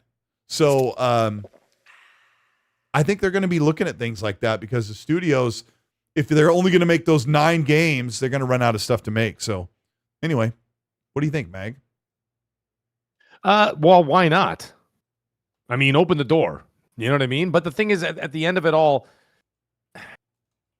I think they're going to focus on the big titles as they are in more traditional fashion. Just maybe, again, like you said, maybe rescoped in size. But I think they're going to start with that and then move from there and then see how they react to it and then be able to branch off. But I think right now the focus is going to be those bigger titles. You know what I mean? As is, and something that people would recognize first and stay away from the sort of, you know, stay very risk averse for now. And try to, you know what I mean? Try to get like a steady cadence of quality out the door or whatever, and then take it from there and say, okay, let's do this, let's do that, let's do this. Let's not rock the boat too much. And then that's all there is to it. Yeah. So we'll see. And I agree, a couple of you guys. I don't want an RTS. It's fun, I don't want it's a fun idea. They had a turn. Like, it's a fun idea to think about. So yeah, and they had a turn-based Fallout. I think that was, oh gosh, why can't I remember it? Brotherhood of Steel, I think it was called. It was called Brotherhood of Steel. I don't think it was called Fallout Brotherhood of Steel. I think that's what it was. It was on the original Xbox. I think it was turn-based. Fallout Tactics, that's what it is. Thank you, Tegan. Thank you. Yeah. But it was Brotherhood of Steel themed, I think. Yeah, I mean, I don't really want to do that. Like Gears Tactics didn't do very well, but a twin-stick shooter or maybe some other styled game, like maybe a third-person only Fallout game, you know, that is more linear, that it doesn't have a big open world. Like it takes you through a whole level. It's the vault. And then you go outside and the whole level is this town you go to.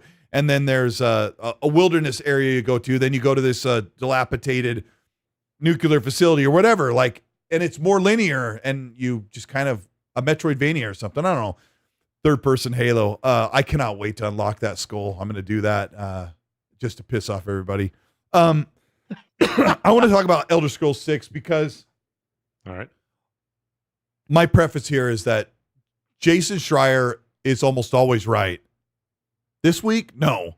Like he said, Avowed was canceled, and then he had to pull back on that. And he said they weren't working on Fallout. Then he said they were. But he's been pretty good. But his last report is that Elder Scrolls 6 is 2 to 3 years away. And I am going to be that guy and say, I just can't see it. I don't believe it.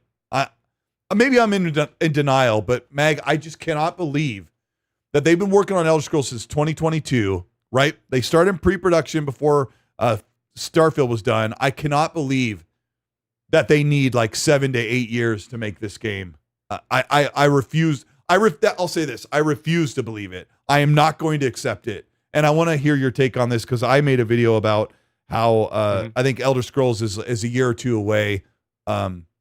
Magnum's like, I could believe it. And I want to say before I give you the mic, I understand that there are going to be people like Magnum who've been burned so many times that they refuse to believe that anything positive can happen when it comes to waiting for Elder Scrolls or a Fallout game, because like so many people nowadays, and I want to really express this, most gaming fans right now are so pessimistic, and they are so used to getting burned and waiting for an eternity for a game and being let down that they have no capacity to see that a game could quietly be ready, like God of War could actually be coming out in less than a year from now.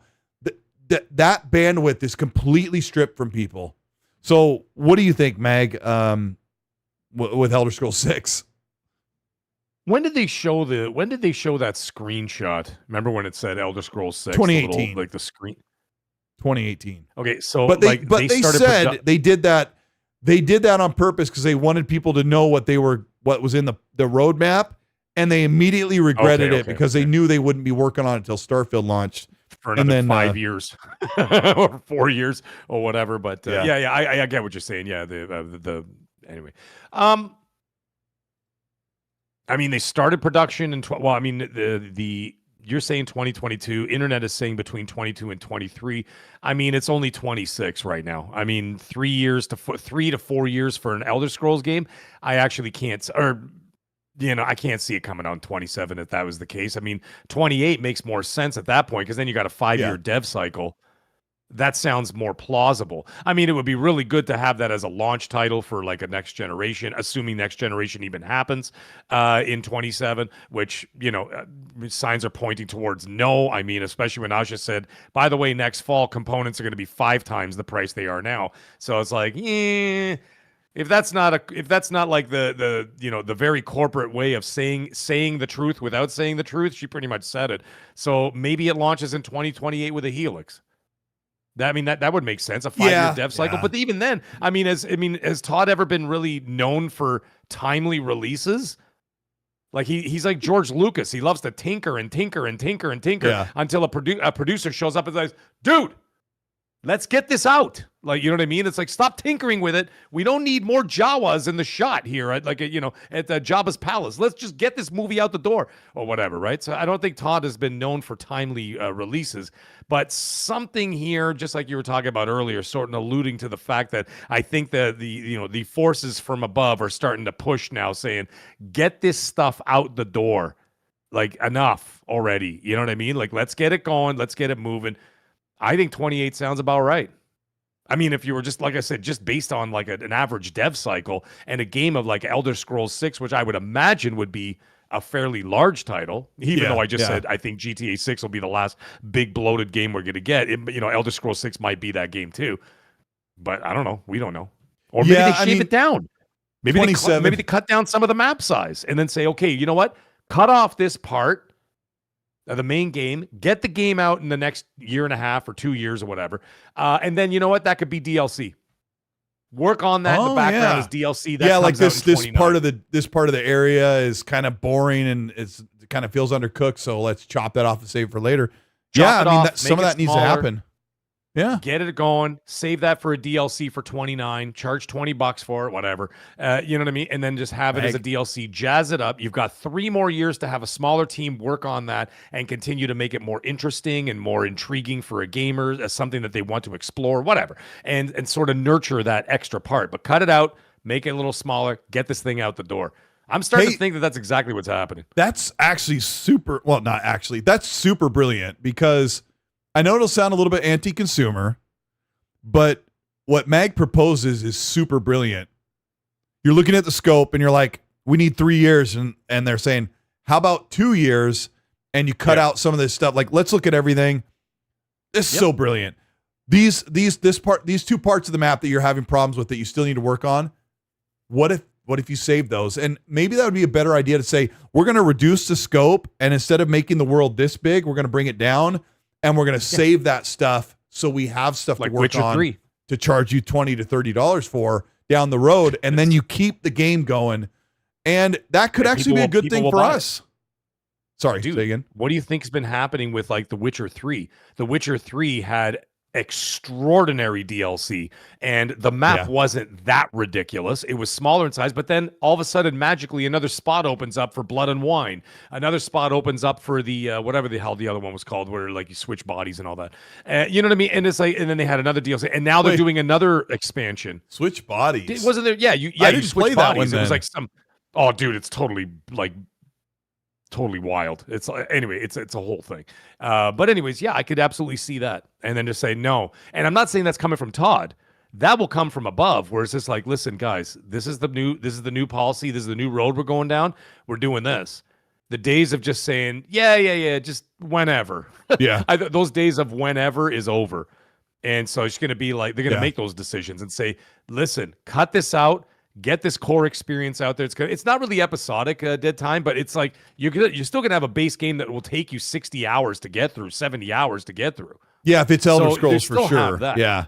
But if it's other games like 20 or 30 hours and then give you another monetize the other areas for release in 29 and then another expansion in 2030. Done. And then now you've got a pseudo games as a service where the game could keep monetizing for the next 2 to 3 years on top of, that's kind of the game. That's not a terrible thing for us as fans. I'm hearing that I played like the first half an hour of Doom the Dark Ages Revelations DLC, and I'm like, oh my gosh, oh yeah, freak, I like this game more than I remember. And because I feel like I gave it an 8 really when it came out. But now the DLC is more loved than Doom the Dark Ages itself. So people feel like, oh, they really did a great job. So for $20, you get to come back to this game and it has this new life. And that might actually be a good thing for us. It's not really episodic. I agree with you, Meg. It's more like, let's give you a manageable, great chunk of a game so that we can save a little bit to sell you on down the road if you want to keep going. I know Deceiver's making jokes because I know. He says, great pitchback sells 50% of the game at full price. It's not 50%. I'm just saying like 10%. So 90% of and these guys are doing it anyway. These companies are doing it anyway. How do you think that all these games have magically all this DLC not ready to rock, but you can already see the grayed out areas when the game releases. They all do the You can't go that way. And you're like, what's that over there? And you're like, oh, guaranteed that's DLC, right? They already know when they launch the game. But there's a full game experience in there that depends on how much you put into it. That's how much you get out of it. And that's what gaming is, really, at the end of the day. You can finish Black Flag in 20 hours, less, actually, if you do just the story. Oh, you can just race through the story. I just don't want and just race through it in like 15 hours or whatever and roll credits and then never play it again. Or you could do what I'm going to do and play 80 hours and get everything out of it or whatever, right? And so like it depends on what your thirst is in terms of consuming the art form, so to speak. Thanks, Richard. Richard's in the UK, I think, or something, but he says 3 a.m. Thanks for Richard, I'll see you Wednesday, buddy. Yeah, I'll see you Wednesday. It. That's the show, guys. I don't want to drag it out. A lot of this stuff Mag and I've talked about before, but we brainstormed some pretty good stuff, man. I feel very hopeful about the games industry, and it really sucks that a lot of people are losing their jobs in a time when it's impossible to get a new job. But I really hope that the games start cranking out, because I'm absolutely loving the stuff we've been playing lately. And I heard a little soundbite today. It's like, I feel like this guy said, the world's going to get better if we've been through what we've been through. Like, we're all going to come out greater on the other side. And the games industry has been in really crazy places, but I think we would all agree, right, Mag, that the games have been fantastic and still put a smile on our face. So I appreciate you, Mag, so much. I just wish they save all this news for 2027. Right. Like let us get through this year of like awesome games, and then you could let everybody down in 27. Yeah. with all the crazy news and everything else. But we are facing a paradigm shift in the gaming industry, and I think that's something that's very important. I think we should all remember is that instead of attacking each other over a paradigm shift in an industry that has been going on for 50 years, it's now shifting, as all businesses do. Nothing stays the same. We're not trading beaver pelts on the side of the road anymore like we did 200 years ago. With indigenous. You know what I mean? But it's like, oh, here's the bison fur I'm doing after it shot that guy up in the air the other day in Yellowstone Park. Anyways, You know what I mean? It's like the business has changed, and we're going through a paradigm shift in the business, and we're seeing what it's going to be, and everybody's freaking out on each other. And I haven't done a video in 7 days. I mean, I've done 4 live shows, but I haven't actually done a produced video in 7 days because I'm like, everything I say, people are going to go insane. So it's like there's almost tough. like no point sometimes where I'm just like, and that's why I haven't said anything much about it outside of like my live shows. But I'm like, there's no point. Like, it's just everybody's like completely lost their minds right now. And I'm like, everybody needs to just chill out, just see where it all goes. And remember that if you don't want to pay for it, then don't pay for it. No one's forcing you. No one's got a gun to your head. If you don't want to support Sony, go ahead. Don't support them. If you don't want to be with Xbox anymore, don't go there. Like, do whatever you want. You want to go to PC? Go to PC. You know, if you want to buy what you want to buy, go buy whatever. And absolutely. I was going to add, if you're feeling FOMO and you're like, but I really, really want it, but you know, it's like, oh, but principles. But if you're gonna enjoy it, and you feel like maybe nothing's really gonna change either way, go buy that game and go have a good time. Like, we're all here. Look at what we got. Look what we got coming up. We still got we got Black Flag right now, which is a fantastic fantastic game. You've got Halo in a couple of weeks. You've got Wolverine coming out. You've got Gears of War coming out. Modern Warfare 4 coming out. GTA 6 coming out. What the hell are we talking about? And everybody's attacking each other. Like, stop. And Halo Campaign Evolved, which Halo Campaign Evolved, which you and I played in Los Angeles. So amazing. A lot of stuff, man. Yeah, no, I mentioned Halo, actually. I said Halo a couple weeks from now. So, like, it's all coming. And then there's a sprinkle of other games in there, too. Silent Hill, Onimusha. We've got the new Control game. I always forget the name of it. And whatever. On and on and on and on and on. And then, Rayman, the new Rayman Retold. I can't wait to play that. Thank you, Grumpy. Oh, yeah, I forgot about that. Is that this year? Dude. Yeah, that's this year, October 1st. Same day, by the way, same day as Gears, Star Wars Galactic Racer. There's so much stuff. There's so much stuff. But instead of everybody going, dude, look at this, everybody's attacking each other. And I'm like, it's madness. And so it's just like, it just gets to a point where you're like, you know what, man? You know? you know what I mean? But anyways, great show tonight. Yeah, thank you, everybody. Brother. And I appreciate you, chat. Chat, you guys are absolutely amazing. Every single one of you. Yeah, thank you for teaching us and correcting us and critiquing. We appreciate it. And we learn a lot when we do the show. And I don't know what I have for content, but it will be quieting down over the next month probably, and then it'll be ramping up. But, you know, even Xbox has like their 25th anniversary, which they'll start announcing pretty soon. And there'll be a lot of stuff, but we appreciate you. Thank you for support for XP. Mag, go subscribe to his channel. Subscribe to mine if you're not. Like, half of you people watch our stuff and you're not subscribed. Like, subscribing is free. Just hit the button. Subscribe and get the notifications. It helps us out, man. Stuff. All right, bro, we're going to get out of here. Yeah, you missed one super chat.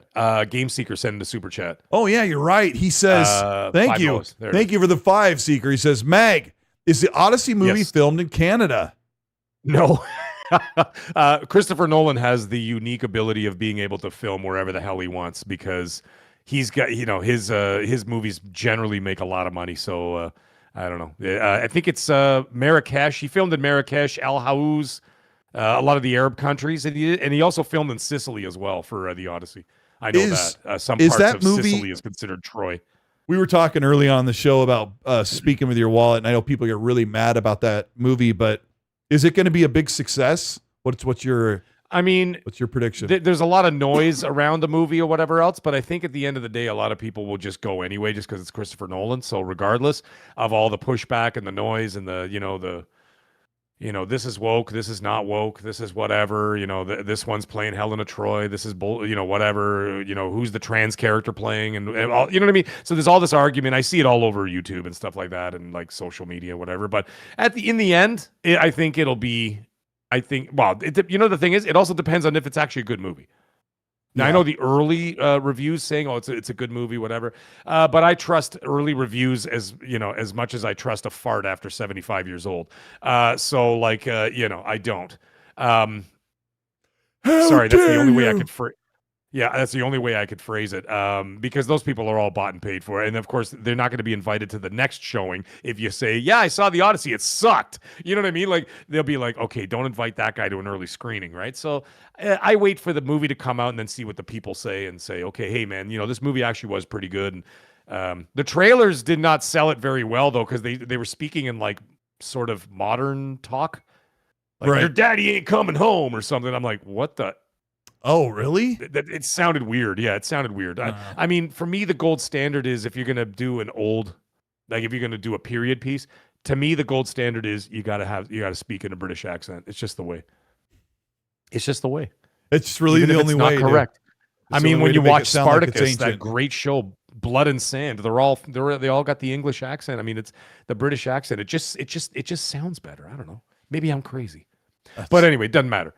Go enjoy games, ladies and gentlemen. We'll catch you guys all. Yeah, thank you so much. Have a great night. We love every single one of you, man. All right. And by the way, Magcast is Wednesday, not tomorrow. I'm away at a concert. So Wednesday, 8:30 p.m. Magcast will be on Wednesday this week. I'll be at a everybody concert show up at Mag's channel tomorrow night by tomorrow. yourselves. And be like, where are you? And just spam It's him. like wandering around. Yeah. And I can't even respond because I have to put the phone in a bag. We're not allowed to have cell phones at the show. So that's a whole thing. I would die. I wouldn't be able to make it. Oh! I know. It's crazy. Thank you guys for supporting us. We appreciate you. We'll see you next week. Later.